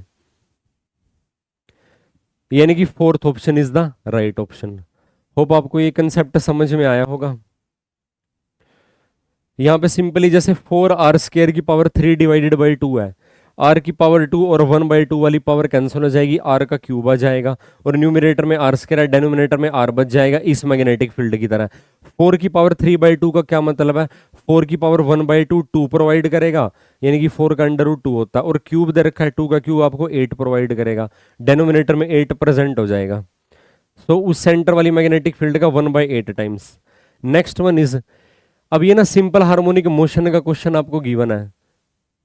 एक पार्टिकल ना सिंपल हार्मोनिक मोशन एग्जीक्यूट कर रहा है जिसका एम्पलीट्यूड 25 सेंटीमीटर है और टाइम पीरियड आपको दे दिया उसका कितना, 3 सेकंड। एम्पलीट्यूड की वैल्यू कितनी गिवन आपको?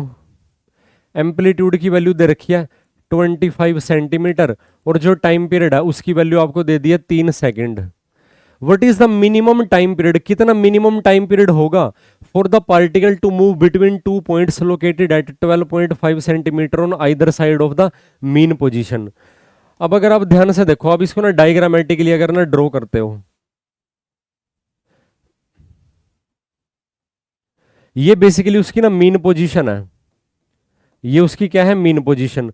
मीन पोजीशन से जो उसका मैक्सिमम एम्पलीट्यूड है, मान लीजिए ये पॉइंट है P और ये पॉइंट है Q, मैक्सिमम डिस्प्लेसमेंट एम्पलीट्यूड के इक्वल है, लेकिन उन्होंने ये बोल दिया कि आप ना 2 पॉइंट ऐसे कंसीडर करो जो मीन पोजीशन से ना कितने डिस्टेंस दूर हो। मान लीजिए ये पॉइंट आप कंसीडर करते हो कैपिटल X और ये पॉइंट आप कंसीडर करते हो कैपिटल Y।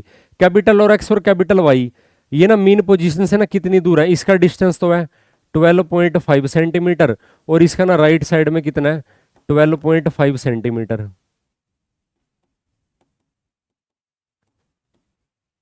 टोटल इनके बीच में क्या है, 25 सेंटीमीटर। मीन पोजीशन को O से रिप्रेजेंट करते हैं। इन्होंने बोला है कि उसको ना X से लेके Y तक जाने में ना कितना टाइम लगा। अब अगर आप देखो ध्यान से, या फिर ना Y से लेके X तक जाने में कितना टाइम लगा। अभी हमको ये सिचुएशन नहीं पता कि जो ऑब्जेक्ट की या पार्टिकल की मोशन है वो मीन पोजीशन से स्टार्ट हुई है या एक्सट्रीम पोजीशन से। हम इनिशियली वो केस कंसीडर करके चलते हैं जब हम ना मीन पोजीशन से कंसीडर करके चलते हैं कि भी उसकी मोशन ना मीन पोजीशन से अगर स्टार्ट हुई है। अगर मीन पोजीशन से मोशन आप स्टार्ट करते हो सो उस केस में डिस्प्लेसमेंट को आप कैसे एक्सप्रेस कर सकते हो, y is equal to a sine omega T.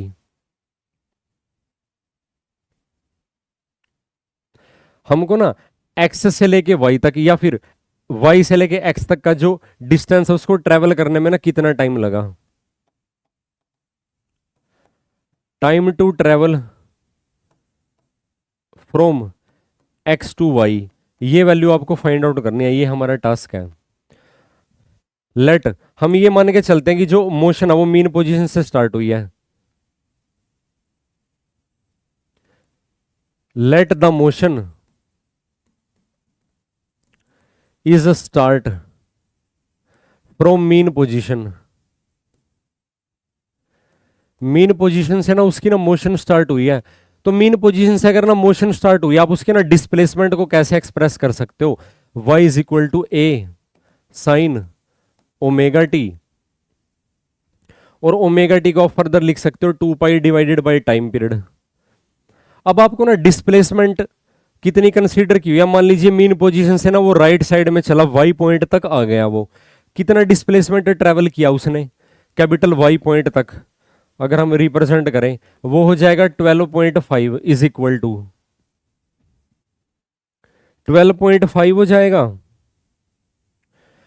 Amplitude आपको कितना गिवन है, 25 सेंटीमीटर गिवन है। साइन ऑफ ओमेगा क्या होती है 2 pi divided by time period, वो आपको ना 3 सेकंड गिवन है।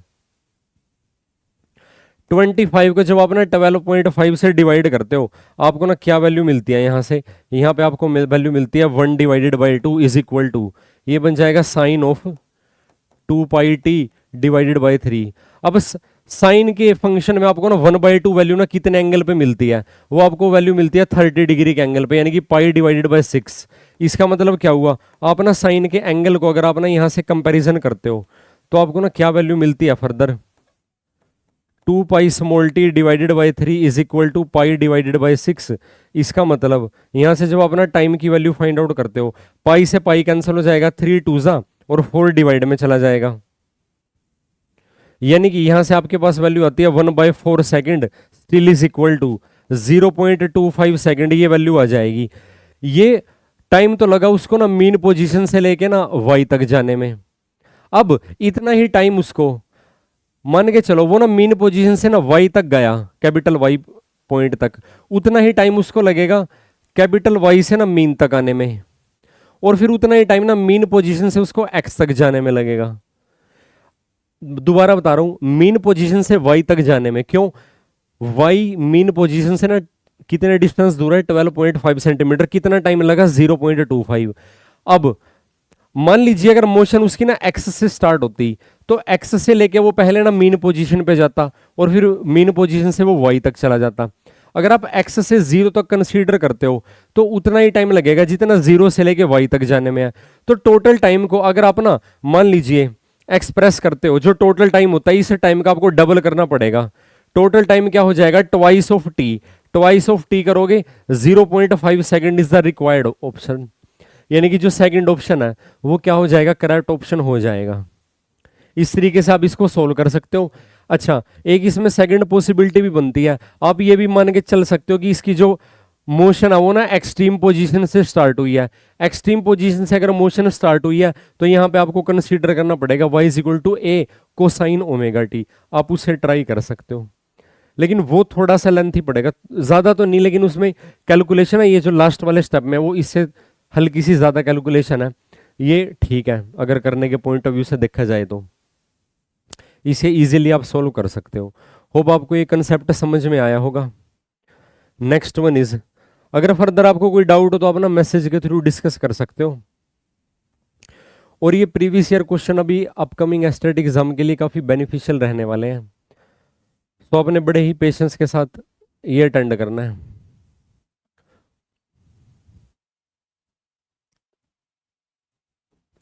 नेक्स्ट जो आपको क्वेश्चन गिवन है, नियाग्रा फॉल है जो, उसकी जो हाइट है वो आपको कितनी दे रखी है, 50 मीटर दे रखी है। कुछ इस तरीके से जहां से ना बेसिकली पानी गिरता है, ये जो हाइट है, ये हाइट है मान लीजिए कैपिटल एच की वैल्यू, और यहां से ना पानी गिर रहा है लगातार।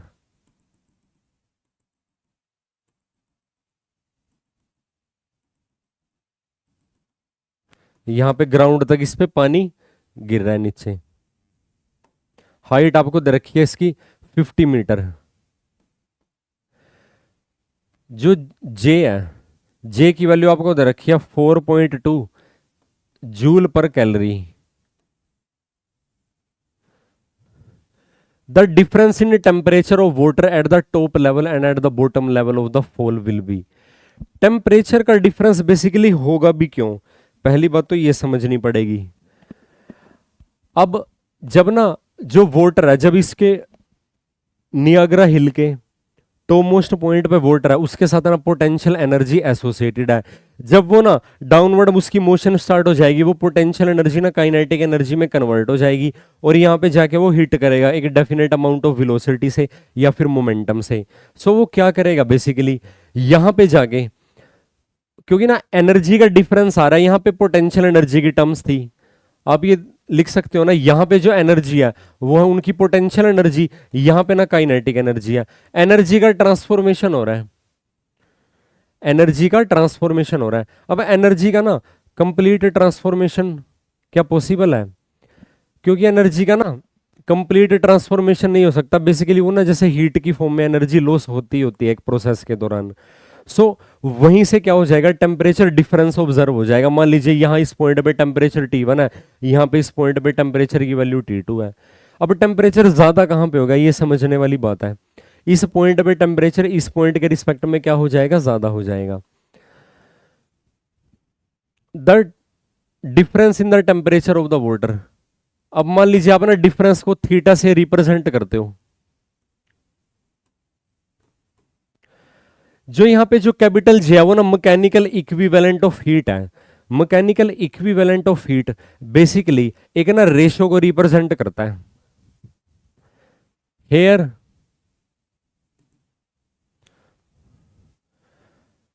सबसे पहले तो अगर आप बात करो जे है, जो जे क्या है, mechanical equivalent of heat. J is a ratio of mechanical energy to heat energy. Mechanical energy का ना हीट एनर्जी के अगर आप रेशो कंसीडर करते हो, वो क्या होता है, मैकेनिकल इक्विवेलेंट ऑफ हीट, जिसको कैपिटल जे से एक्सप्रेस किया हुआ है। अगर एक ना सिस्टम मैकेनिकल एनर्जी स्टोर कर रहा है और मैकेनिकल एनर्जी का ना ट्रांसफॉर्मेशन होता है, अब जैसे यहाँ पे ना पोटेंशियल एनर्जी काइनेटिक में ट्रांसफर हो रही है, तो जो एनर्जी का डिफरेंस ऑब्जर्व होता है वो ना हीट एनर्जी की फॉर्म में अपीयर हो जाएगा। हम ये भी बोल सकते हैं कि मैकेनिकल एनर्जी का कुछ पार्ट ना हीट एनर्जी की फॉर्म में अपीयर हो रहा है। वहीं पे ये ना universal sorry joule mechanical equivalent of heat, जो कैपिटल जे है वो वैल्यू हम यूज करते हैं।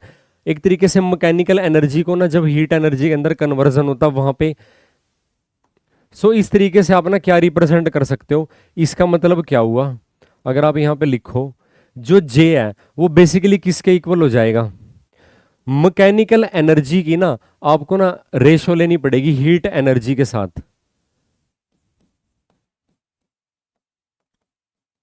ये आपने ध्यान रखना है, मैकेनिकल एनर्जी की, और ये इसकी वैल्यू ना कांस्टेंट होती है जो आपको ऑलरेडी गिवन है 4.2 जूल पर कैलोरी। अगर ये मेंशन ना भी होता तो भी आपको यही कंसीडर करना पड़ता। वैसे इसकी वैल्यू ये होती है 4.186 जूल पर कैलोरी। इसको ना जब आप राउंड ऑफ करते हो तो ये 4.2 में कन्वर्ट हो जाता है। Mechanical energy divided by heat energy, जो हीट एनर्जी उस प्रोसेस के दौरान एनर्जी के कन्वर्जन के दौरान क्या हो रही है, प्रोड्यूस हो रही है। फर्दर अगर आप इसको सोल्व करते हो आपको ना क्या वैल्यू मिलती है, इसका मतलब जो मैकेनिकल इक्विवेलेंट है, अब मैकेनिकल इक्विवेलेंट की वैल्यू आपको कितनी दे रखी है, 4.2 इज इक्वल टू, अब मैकेनिकल एनर्जी से टॉप मोस्ट पॉइंट पे कितनी मैकेनिकल एनर्जी थी, वो यहां पे थी पोटेंशियल एनर्जी, और डिवाइडेड बाय हीट एनर्जी कितनी हो जाएगी, मास। मास को मान लीजिए स्मॉल एम से रिप्रेजेंट करते हैं, स्पेसिफिक हीट को आप एस से एक्सप्रेस करते हो, और थीटा, जो क्या हो रहा है हमको क्या फाइंड आउट करना है, जो डिफरेंस ऑफ टेम्परेचर है उसको मैंने थीटा से एक्सप्रेस कर दिया। पोटेंशियल एनर्जी कितनी स्टोर हो जाएगी, m g h divided by m s theta. M का मतलब है मास, एस का मतलब है स्पेसिफिक हीट, और थीटा का मतलब है जो टेम्परेचर का डिफरेंस है। एम से एम कैंसिल हो जाएगा, इसका मतलब अब हमको ना जो टेम्परेचर का डिफरेंस है उसको हमने किससे एक्सप्रेस किया हुआ है, थीटा से एक्सप्रेस किया हुआ है। थीटा की वैल्यू आपको कितनी मिलती है, जी एच डिवाइडेड बाय एस, और इसको डिवाइड करना पड़ेगा 4.2 से। अब ग्रेविटी की वैल्यू क्योंकि मेंशन नहीं है तो 9.8 यूज करेंगे। हाइट ऑफ द फॉल वो आपको ना 50 मीटर गिवन है। स्पेसिफिक हीट, अब क्योंकि ना यानी कि वाटर का फॉल हो रहा है, स्पेसिफिक हीट होती है 1000 ग्राम पर कैलोरी, यानी कि 10⁻³ और 4.2 ऑलरेडी गिवन है। जब आप इसको सोल्व करते हो आपको ये वैल्यू मिलती है 0.117 डिग्री सेंटीग्रेड। होप आपको ये कंसेप्ट समझ में आया होगा।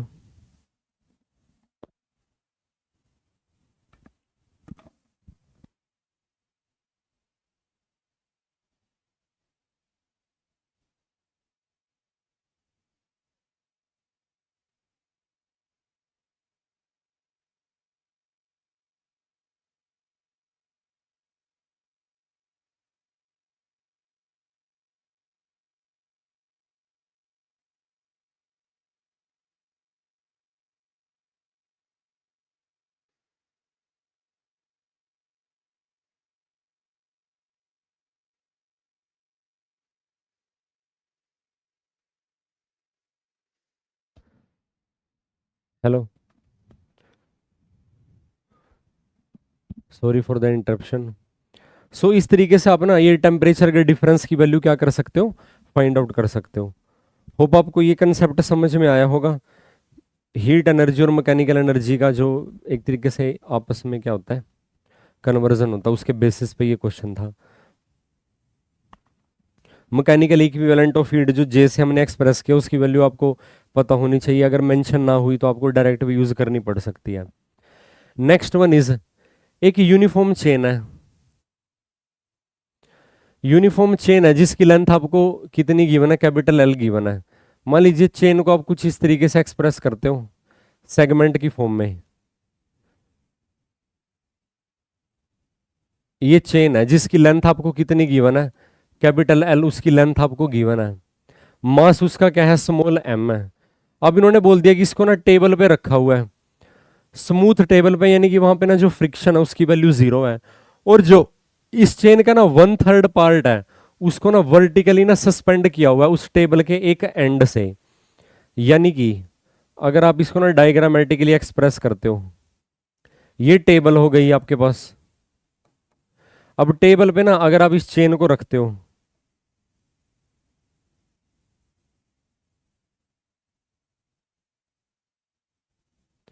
तो अगर इसकी टोटल लेंथ कैपिटल एल है, जो ये इसका ना सस्पेंडेड पार्ट है, ये अगर मान लीजिए आप इसको ना स्मॉल एच से रिप्रेजेंट करते हो, मतलब लेंथ को, ये कितनी लेंथ बन जाएगी उसकी, एल डिवाइडेड बाई 3 लेंथ है ये। 1/3 जो लेंथ है वो क्या किया हुआ है, टेबल से सस्पेंड की हुई है। एक्सेलेरेशन ड्यू टू ग्रेविटी की वैल्यू को जी यूज करना है। Work required to pull the hanging part on the table. अब इस हैंगिंग पार्ट को टेबल के ऊपर रखने के लिए आपको ना कितने अमाउंट ऑफ वर्क डन करना पड़ेगा। काफी इंटरेस्टिंग क्वेश्चन है। हेयर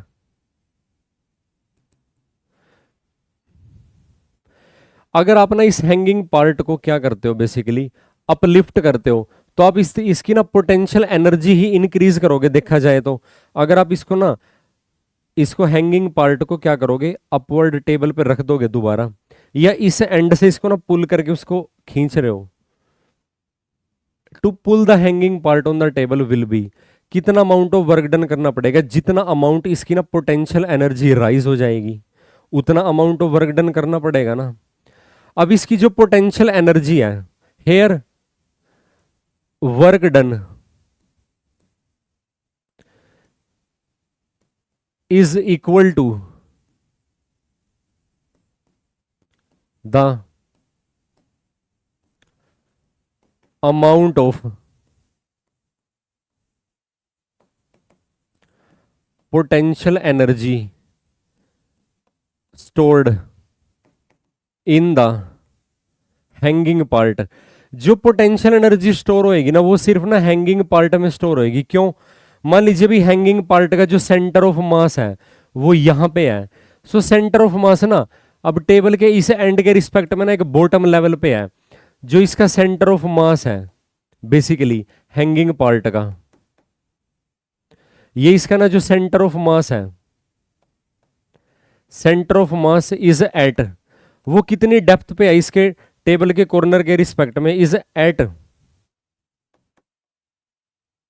मान लीजिए इसका जो वर्टिकल है वो है एच, स्मॉल एच, वो बन जाएगा हैंगिंग पार्ट की लेंथ कितनी है L/3, उसका भी क्या करना पड़ेगा आपको ना 1/3 करना पड़ेगा, 1/2 करना पड़ेगा, सॉरी L डिवाइडेड बाई 6 है। जब आप इसको हैंगिंग पार्ट को अपवर्ड लिफ्ट करोगे तो हम इसके ना सेंटर ऑफ मास की डिस्प्लेसमेंट स्टडी करेंगे, क्योंकि ना टेबल के हॉरिजॉन्टल लेवल के रिस्पेक्ट में ये ना अपवर्ड हो गया, यानी कि अपलिफ्ट हो गया। अब इसका मतलब क्या हुआ, इसका मतलब क्या हो जाएगा, जो वर्क डन है वो क्या हो जाएगा, हैंगिंग पार्ट में जितनी पोटेंशियल एनर्जी स्टोर हो जाएगी वो रहेगा mass of the hanging part, acceleration due to gravity, और जितनी हाइट से आप उसको ना राइज करोगे बेसिकली, अगर उसको आप एच से रिप्रेजेंट करते हो, मास ऑफ द हैंगिंग पार्ट। अब आप देखिए एल लेंथ का मास हमने कितना कंसीडर किया हुआ है, एल लेंथ का हमने मास जो कंसीडर किया हुआ है वो हमने कंसीडर किया हुआ कैपिटल एम। एल लेंथ का मास कैपिटल एल है,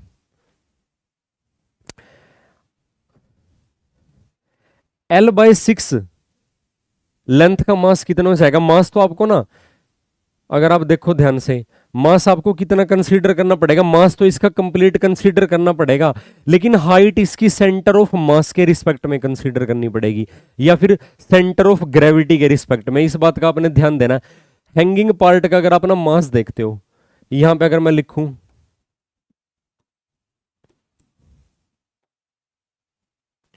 mass of hanging part, hanging part का ना मास कितना हो जाएगा, कैपिटल एल के लिए मास कैपिटल एम है, यूनिट के लिए capital M divided by L है, और एल बाई थ्री के लिए कितना हो जाएगा, सॉरी, हाँ L by three, L by three के लिए कितना हो जाएगा, अगर आप देखो ध्यान से, ये बन जाएगा m डिवाइडेड बाई थ्री। बस इस चीज का आपने ध्यान देना, इसको हमने रिप्रेजेंट किया हुआ है स्मॉल m से, और जो इसकी वर्टिकल डिस्प्लेसमेंट है वो सेंटर ऑफ ग्रेविटी की टर्म में या फिर सेंटर ऑफ मास की टर्म में कंसीडर कर रहे हैं। मास कितना है हैंगिंग पार्ट का, हैंगिंग पार्ट का जो मास है वो है capital M divided by three, acceleration due to gravity की वैल्यू रहेगी जी, इनटू में हाइट, कितनी हाइट से उसको डिस्प्लेस कर रहे हैं, सेंटर ऑफ मास की हाइट से, वो बनेगा capital L divided by six. So overall जो अमाउंट ऑफ वर्क डन यहां से आएगा, वो अमाउंट ऑफ वर्क डन कितना मिलेगा यहां से आपको, amount of work done is equal to capital M acceleration due to gravity capital L divided by 18. This is the amount of work done. यानी कि fourth option is the required option. Hope आपको ये concept समझ में आया होगा। Hanging part का मास के लिए उसकी टोटल लेंथ कंसीडर करनी पड़ेगी, सेंटर ऑफ ग्रेविटी के लिए उसके ना जो सेंटर ऑफ ग्रेविटी का हाइट है उसकी लेंथ के एग्जैक्टली सेंटर पे होगा, तो वहां पे आपको ना हाइट L बाई 6 कंसीडर करनी पड़ेगी। नेक्स्ट वन इज, तीन रेजिस्टेंस हैं जिनकी ना रेजिस्टेंस की वैल्यू ना 3 ओम है, उनको ना एक ट्रायंगल की शेप में क्या किया हुआ है, डिजाइन मतलब ऐसे कनेक्ट किया हुआ है कि जैसे ट्रायंगल की शेप बनती है। इक्विवेलेंट रेजिस्टेंस फाइंड आउट करना है ट्रायंगल के किसी भी दो वर्टिसेस के अलोंग। मान लीजिए जैसे ये ए बी सी एक ट्रायंगल है जिसकी साइड के अलोंग आपने ना रेजिस्टेंस को क्या किया हुआ है, अरेंज किया हुआ है कुछ इस तरीके से।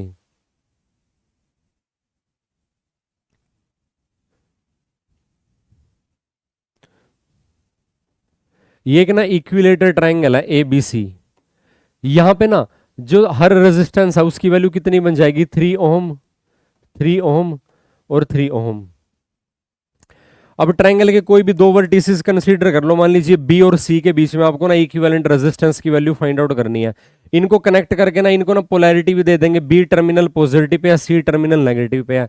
अब मान लीजिए आई एम्पियर करंट यहां से एंटर करता है, तो ये आई एम्पियर करंट इस फर्स्ट 3 ओम रेजिस्टेंस से पास करेगा, सेम इस रेजिस्टेंस से पास करेगा, यानी कि ये दोनों रेजिस्टेंस है ये तो एक दूसरे के रिस्पेक्ट में हो जाएंगे सीरीज कॉम्बिनेशन में, और इनका जो इक्विवेलेंट आएगा 3 ओम सीरीज में 6 ओम बन जाएगा, वो 6 ओम बेस वाले रेजिस्टेंस के पैरेलल बन जाएंगे। नेक्स्ट जो आपके पास जो सर्किट डायग्राम बनेगा कुछ इस तरीके से आप उसको ड्रॉ कर सकते हो। जो 3 ओम पैरेलल में है वो आपको प्रोवाइड करेंगे 6 ओम का रेजिस्टेंस, और बी और सी के बीच में जो रेजिस्टेंस है, ये पॉइंट बी है ये पॉइंट सी है, ये बन जाएगा 3 ओम। अब इसके बाद अगर आप देखो अगेन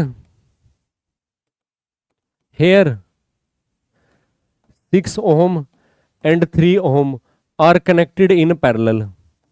ये दोनों रेजिस्टेंस कैसे कनेक्ट है, पैरेलल में कनेक्ट है। सो इनका ना इक्विवेलेंट जो रेजिस्टेंस बनेगा, equivalent resistance is equal to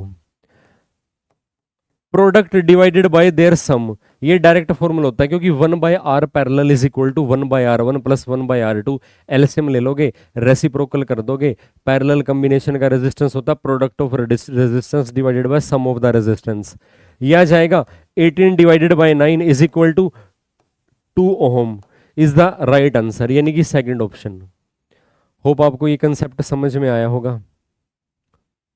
next one is, next जो क्वेश्चन है ये इंपल्स पे बेस्ड क्वेश्चन है। एक बुलेट है जिसको फायर किया एक गन से, force on the bullet is given by, bullet पे लगने वाला जो फोर्स है वो ना टाइम डिपेंडेंट फोर्स है। Force on the bullet is given by 600 minus में 2 इंटू 10⁵ टी, और ये टी क्या है सेकंड में टाइम है, और फोर्स आपको न्यूटन में गिवन है। Force on the bullet is reduce to 0 as soon as is leaved the barrel. जैसे ही गन के ना उस बटन को, पिस्टल को प्रेस किया, तो बेसिकली क्या होता है कि उस बुलेट पे फोर्स लगा, जैसे ही वो बैरल से क्रॉस करती है क्योंकि ना इनिशियली उस पर ना large amount of force act करता है एक मोमेंट्री इंटरवल ऑफ टाइम के लिए। ये हम कंसीडर करते हैं इम्पल्स से। इम्पल्स बेसिकली क्या होता है, आपको ना फोर्स की मेजरमेंट प्रोवाइड करता है, या हम ये बोल सकते हैं कि जो एवरेज फोर्स एक्ट करता है एक स्मॉल इंटरवल ऑफ टाइम पे, अगर आप उसको ना टाइम इंटरवल से मल्टीप्लाई करते हो एवरेज फोर्स को, ध्यान देना एवरेज फोर्स की बात कर रहे हैं। एवरेज फोर्स क्यों कंसीडर कर रहे हैं, क्योंकि ना स्मॉल टाइम में ना large amount of force act किया। सो एवरेज फोर्स का अगर आप ना स्मॉल टाइम इंटरवल से प्रोडक्ट कंसीडर करते हो, आपको ना इम्पल्स की वैल्यू प्रोवाइड करता है। The average impulse imparted of the bullet is, so अगर हम यहां पे ध्यान दें, force on the bullet is reduce to zero as soon as leave the bullet at t is equal to zero. Fire करने से जस्ट पहले जो फोर्स था, इनिशियली फोर्स है, उसकी वैल्यू आपको कितनी गिवन है, 600 न्यूटन। अगेन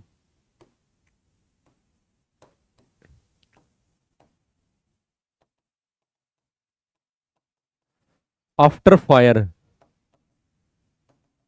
फायर जो फोर्स है उसकी वैल्यू क्या हो जाएगी, क्या लिख रखा है, is reduces to zero, force की वैल्यू क्या हो जाएगी, जीरो। नाउ अगर यहां पे ना आप एवरेज फोर्स की वैल्यू कंसीडर करते हो, एवरेज फोर्स क्या हो जाएगा, इनिशियल फोर्स को F1 का नाम दे दोगे, फाइनल फोर्स को F2 का नाम दे दोगे। एवरेज फोर्स क्या रहेगा, F1 plus F2 divided by 2। 600 में जीरो ऐड करोगे, 602 से डिवाइड करोगे, 300 न्यूटन आ जाएगा। नाउ एवरेज इंपल्स इम्पार्टेड, कितना एवरेज इंपल्स यहां पे ना इम्पार्ट होगा, वो क्या हो जाएगा, the average impulse imparted.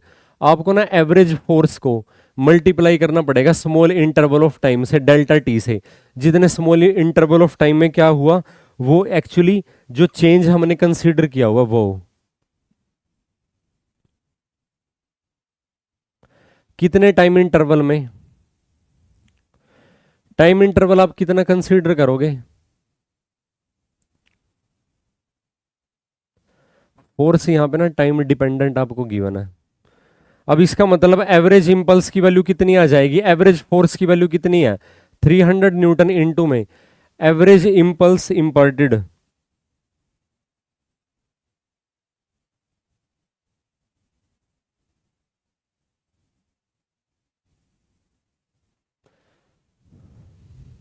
Average force से तो मल्टीप्लाई कर दिया, कितने टाइम इंटरवल में ये चेंज आया।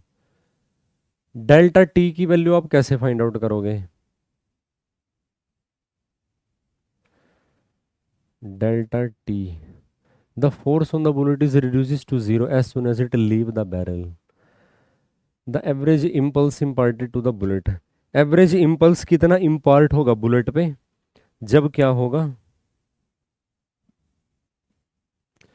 अच्छा जब ना फायर करोगे फोर्स की वैल्यू जीरो हो जाएगी, यहां से आपको ना टाइम की वैल्यू फाइंड आउट करनी पड़ेगी। जब आप ना फोर्स की वैल्यू को जीरो पुट करते हो तब आपको ना टाइम की वैल्यू मिलती है।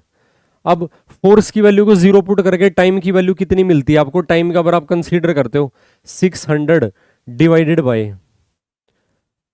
2 इंटू 10⁵ ये वैल्यू मिलती है। क्योंकि जब आपने ये सेकंड केस कंसीडर किया, जब फोर्स की वैल्यू को जीरो पुट करोगे, यहां से आप ना टाइम की वैल्यू को फाइंड आउट कर सकते हो।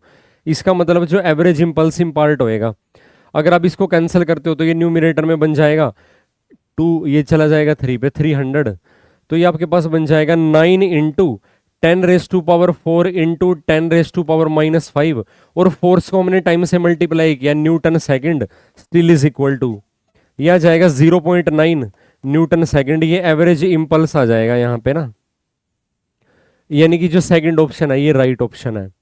होप आपको कंसेप्ट समझ में आया होगा। दोबारा बता रहा हूँ, फोर्स क्या है, टाइम डिपेंडेंट है।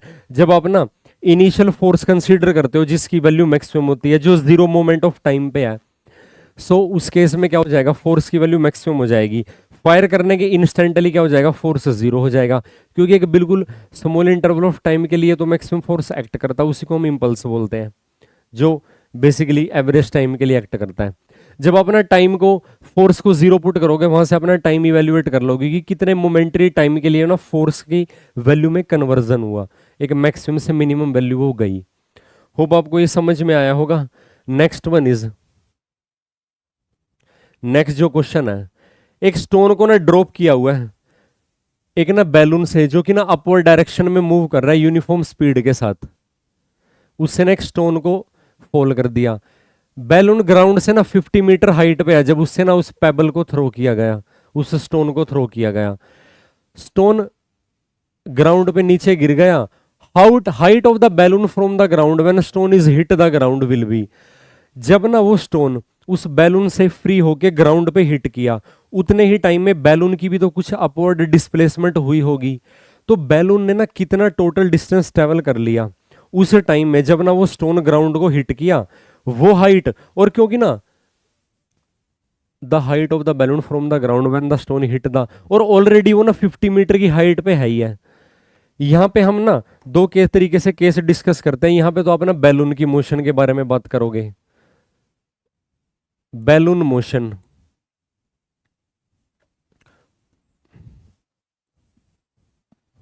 यहां पे तो हम लिखते हैं मोशन ऑफ बैलून।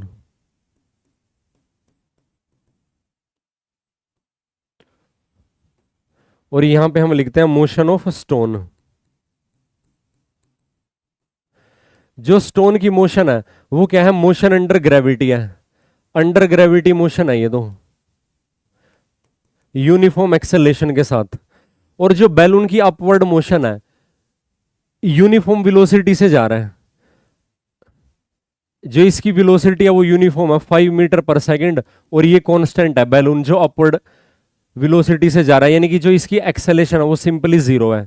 अब जैसे ही ना ऊपर जाते हुए बैलून से एक ना स्टोन को डाउनवर्ड थ्रो करते हो, तो वो एग्जैक्टली उतनी ही वेलोसिटी गेन करता है ऑपोजिट डायरेक्शन में जितनी वेलोसिटी के साथ बैलून अपवर्ड जा रहा है। मान लीजिए इसकी वेलोसिटी को हमने ना u1 का नाम दे दिया। सो जो ना यहाँ पे अगर हम स्टोन की मोशन की बात करें, स्टोन की मोशन में जो स्टोन की जो डाउनवर्ड वेलोसिटी होएगी इनिशियली, अगर आप बात करते हो, वो बैलून की ही वेलोसिटी का क्या रहेगा, नेगेटिव रहेगा, यानी कि माइनस में 5 मीटर पर सेकंड इतनी वेलोसिटी रहेगी। बैलून की ना जो ग्राउंड से हाइट है बेसिकली, मान लीजिए इनिशियली इसके साथ ये कनेक्ट था। सो ग्राउंड से इस बैलून की जो हाइट है वो आपको हाइट दे रखी है 50 मीटर। अब जब ये स्टोन इसे ना थ्रो किया, जब स्टोन ना ग्राउंड पे हिट करेगा, तब हम उसकी ना हाइट फाइंड आउट करनी है। अब यहां पे हमको ना मोशन अंडर ग्रेविटी, जब उसको ना ये एक ना कांस्टेंट स्पीड के साथ ना डाउनवर्ड मूव किया, कांस्टेंट स्पीड के साथ नहीं, इनिशियल वैल्यू ऑफ इस स्पीड के साथ ये ट्रेवल किया। एक्सेलेरेशन कितनी रहेगी इसकी अंडर ग्रेविटी, आपको कंसीडर करना है एक्सेलेरेशन ड्यू टू ग्रेविटी, उसकी वैल्यू रहेगी 10 मीटर पर सेकंड स्क्वायर। और मान लीजिए, और इसको ना ग्राउंड पे हिट करने में टाइम जो लगा है, हमको बेसिकली टाइम की वैल्यू ही यहां पे ना फाइंड आउट करनी है। 50 मीटर का ये वर्टिकल डिस्टेंस ट्रेवल करके ना ग्राउंड पे हिट करेगा, क्योंकि ना बैलून कितनी हाइट पे था, बैलून 50 मीटर की हाइट पे था। तो हम अगर आप यहाँ पे ना हाइट की वैल्यू कंसीडर करते हो, स्टोन ना 50 मीटर का डाउनवर्ड डिस्टेंस ट्रेवल करेगा, हमको ना टाइम की वैल्यू फाइंड आउट करनी है। एक्सेलेरेशन कांस्टेंट है, इनिशियल वेलोसिटी गिवन है, S equal to UT half A T square का यूज करेंगे, क्योंकि जो इक्वेशन ऑफ मोशन है वो कब वैलिड करते हैं, under constant acceleration. Vertical payable ने ना कितना डिस्टेंस ट्रेवल किया, 50 मीटर का डाउनवर्ड डिस्टेंस ट्रेवल किया, उसकी वेलोसिटी है जो वो डाउनवर्ड है, तो उसको ना नेगेटिव साइन के साथ टाइम लगा, मान लीजिए T plus half of the acceleration, यानी कि 10 का हाफ, तो ये बन जाएगा 5 टी स्क्वायर। 5 से जब आप कैंसिल करते हो आपको ये वैल्यू मिलती है टी स्क्वायर माइनस में टी, और 50 उधर जाके सब्ट्रैक्ट हो जाएगा, माइनस में 10 इज इक्वल टू 0। फर्दर जब आप इसको सोल्व करोगे, टाइम की वैल्यू आपको क्वाड्रेटिक इक्वेशन सोल्व करनी पड़ती है। यहां से time is equal to minus B plus minus B square minus में 4ac divided by twice of A is equal to. यहां से ना जो आपको टाइम की वैल्यू मिलती है, जब आप इसको ना फर्दर सोल्व करते हो, टाइम की वैल्यू जो आपको मिलेगी यहां से, वो आपको वैल्यू मिलती है 3.7 सेकेंड। 3.7 सेकंड की आपको ना टाइम की वैल्यू मिलती है। अब यहां पे आइए दोबारा, 3.7 सेकंड में ना ये बैलून ना कितना वर्टिकल डिस्टेंस ट्रेवल करेगा। मान लीजिए इनिशियली जो इसका ना डिस्टेंस था, मान लीजिए इनिशियली इसकी हाइट है जो कैपिटल एच है वो तो ना 50 मीटर है, और दोबारा इसने ना मान लीजिए ऐसे डिस्टेंस ट्रेवल कर लिया, मान लीजिए इसे ना फर्दर ना h1 की हाइट फाइंड आउट ट्रैवल कर ली जितनी देर में ना पेबल ग्राउंड को हिट किया। अब ये हाइट बेसिकली क्या आ जाएगी, इसकी वेलोसिटी को अपना टाइम ऑफ फॉल से मल्टीप्लाई कर दोगे, जो स्टोन का टाइम ऑफ फॉल है, क्योंकि ये तो ना बैलून तो कांस्टेंट स्पीड से अपवर्ड जा रहा है, यानी कि ये आ जाएगा आपके पास सिंपली u1 को मल्टीप्लाई कर दोगे टाइम से, u1 की वैल्यू आपको दे रखी है 5, मल्टीप्लाई आप इसको कर दोगे 3.7 से, 3.7 सेकंड से आप इसको मल्टीप्लाई कर दोगे, फर्दर आप इसको सोल्व करते हो, ये आपको वैल्यू मिलती है 18.5 मीटर। तो टोटल आपको हाइट फाइंड आउट करनी है इसकी ग्राउंड के रिस्पेक्ट में। मान लीजिए वो h2 है, h2 की वैल्यू आपके पास कितनी आ जाएगी, बेसिकली h हाइट पे तो वो ऑलरेडी था, और h1 उसने फिर ना उस टाइम इंटरवल में फाइंड आउट की जिस टाइम इंटरवल में ना स्टोन ग्राउंड को हिट किया, वो हाइट आपको दे रखी है 18.5, 50 आपको ऑलरेडी उसकी हाइट गिवन थी, 18.5 ये आपके पास आंसर आ जाएगा 68.5 मीटर, यानी कि थर्ड ऑप्शन। होप आपको ये कंसेप्ट समझ में आया होगा। फर्दर अगर आपको कोई डाउट हो तो आप मैसेज के थ्रू डिस्कस कर सकते हो। नेक्स्ट वन इज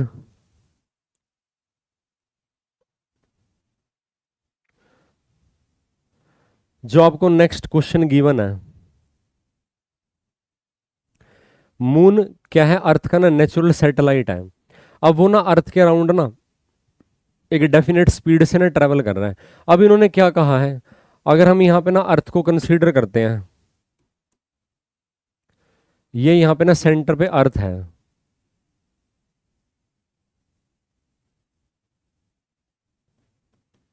ये अर्थ है, अन अर्थ के अराउंड ना मून ट्रेवल कर रहा है कुछ इस तरीके से।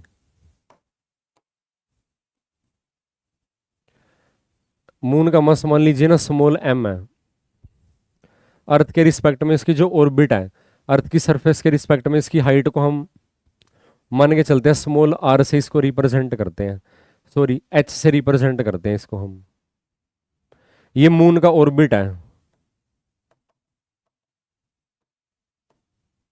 ये मून का ऑर्बिट है। The moon would depart from the gravitation field of earth for ever if its speed increases nearly by, percentage में आपको फाइंड आउट करनी है, यानी कि मून क्या करे, अर्थ की ग्रेविटेशन फील्ड को लीव करके चला जाए स्पेस के अंदर, वो तभी हो सकता है जब मून की velocity escape velocity of earth के इक्वल हो। क्यों, अर्थ से किसी भी ऑब्जेक्ट को थ्रो करते हो, बेसिकली जो एस्केप वेलोसिटी है वो ना प्लेनेट के साथ एसोसिएटेड प्रॉपर्टी है, ना कि ऑब्जेक्ट के साथ। प्लेनेट टू प्लेनेट वेरी करती है एस्केप वेलोसिटी। अब अर्थ के लिए एस्केप वेलोसिटी, अर्थ कहने का क्या मतलब है, अगर प्लेनेट अर्थ हो उस पे किसी भी ऑब्जेक्ट को आप किस वेलोसिटी से थ्रो करो ताकि वो अर्थ की ग्रेविटेशन फील्ड को लीव करके चला जाए, वो स्पीड है 11.2 किलोमीटर पर second. So in case such that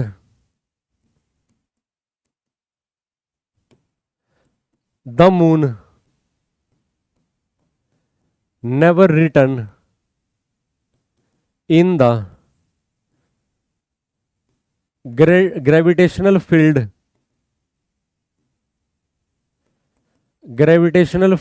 of earth, its velocity must be equal to escape velocity।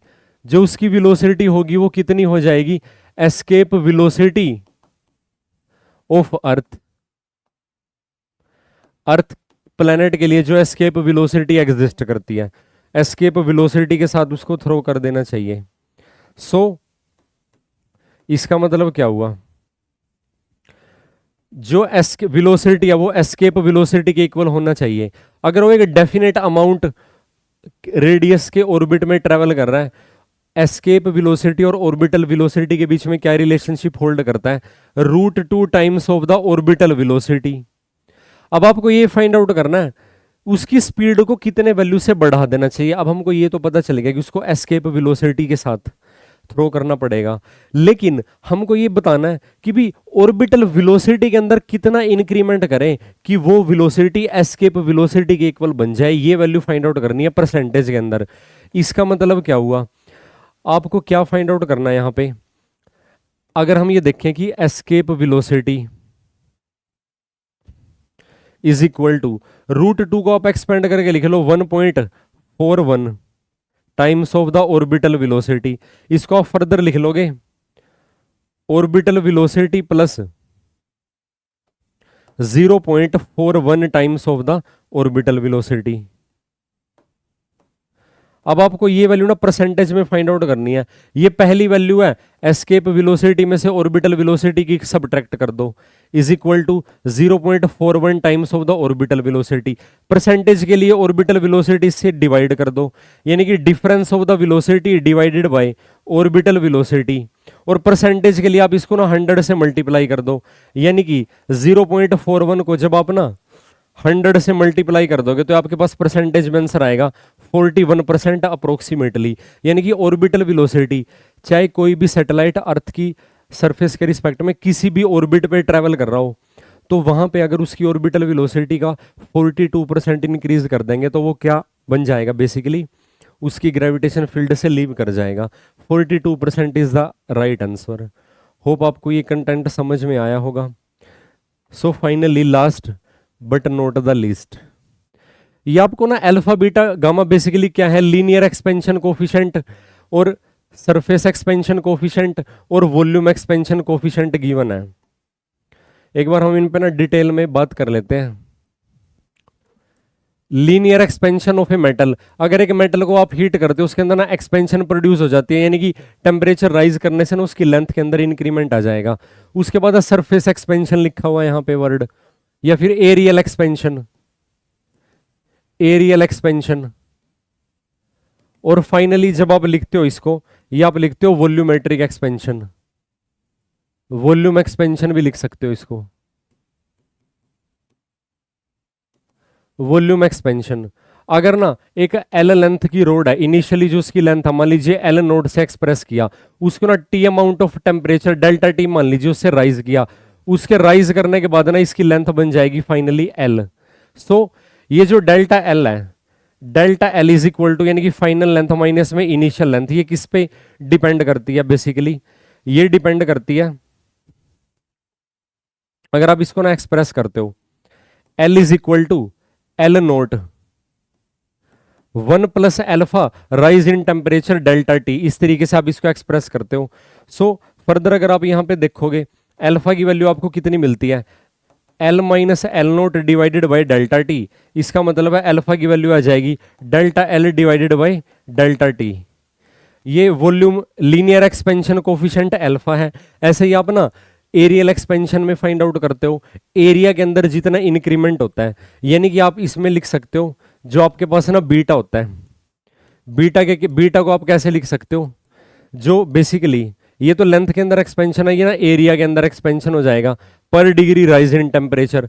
और फर्दर जब आप ना वॉल्यूमेट्रिक एक्सपेंशन लिखते हो डेल्टा वी क्या हो जाएगा वॉल्यूम के अंदर एक्सपेंशन, सॉरी गामा क्या हो जाएगा delta we divided by rise in temperature, ये वैल्यू हो जाएगी, इसी फॉर्मूला के साथ एसोसिएटेड है।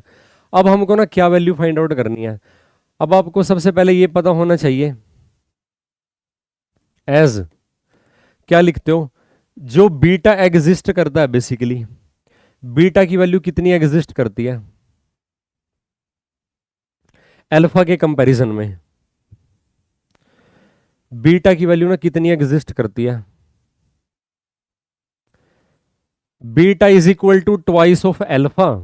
और अगर आप यहां पे लिखोगे gamma is equal to thrice of alpha, यहां पे अगर एक्सपेंशन कोफिशिएंट एल्फा कंसीडर किया हुआ है। सो फर्दर आपने ना इनकी ना अब रिलेशनशिप फाइंड आउट करना। फर्दर अगर यहाँ पे ना आप अल्फा की टर्म्स में इसको लिखोगे alpha is equal to gamma divided by 3, और अब यहाँ पे लिखोगे alpha is equal to beta divided by 2।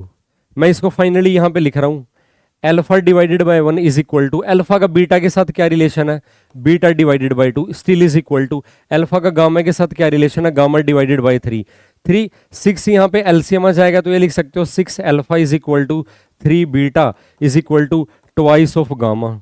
This is the required answer, यानी कि फर्स्ट ऑप्शन। होप आपको ये कंटेंट समझ में आया होगा। फर्दर अगर आपको कोई डाउट हो तो आप मैसेज के थ्रू डिस्कस कर सकते हो। मिलते हैं नेक्स्ट क्लास में एक नए पेपर के सॉल्यूशन के साथ। Thank you very much and have a nice day.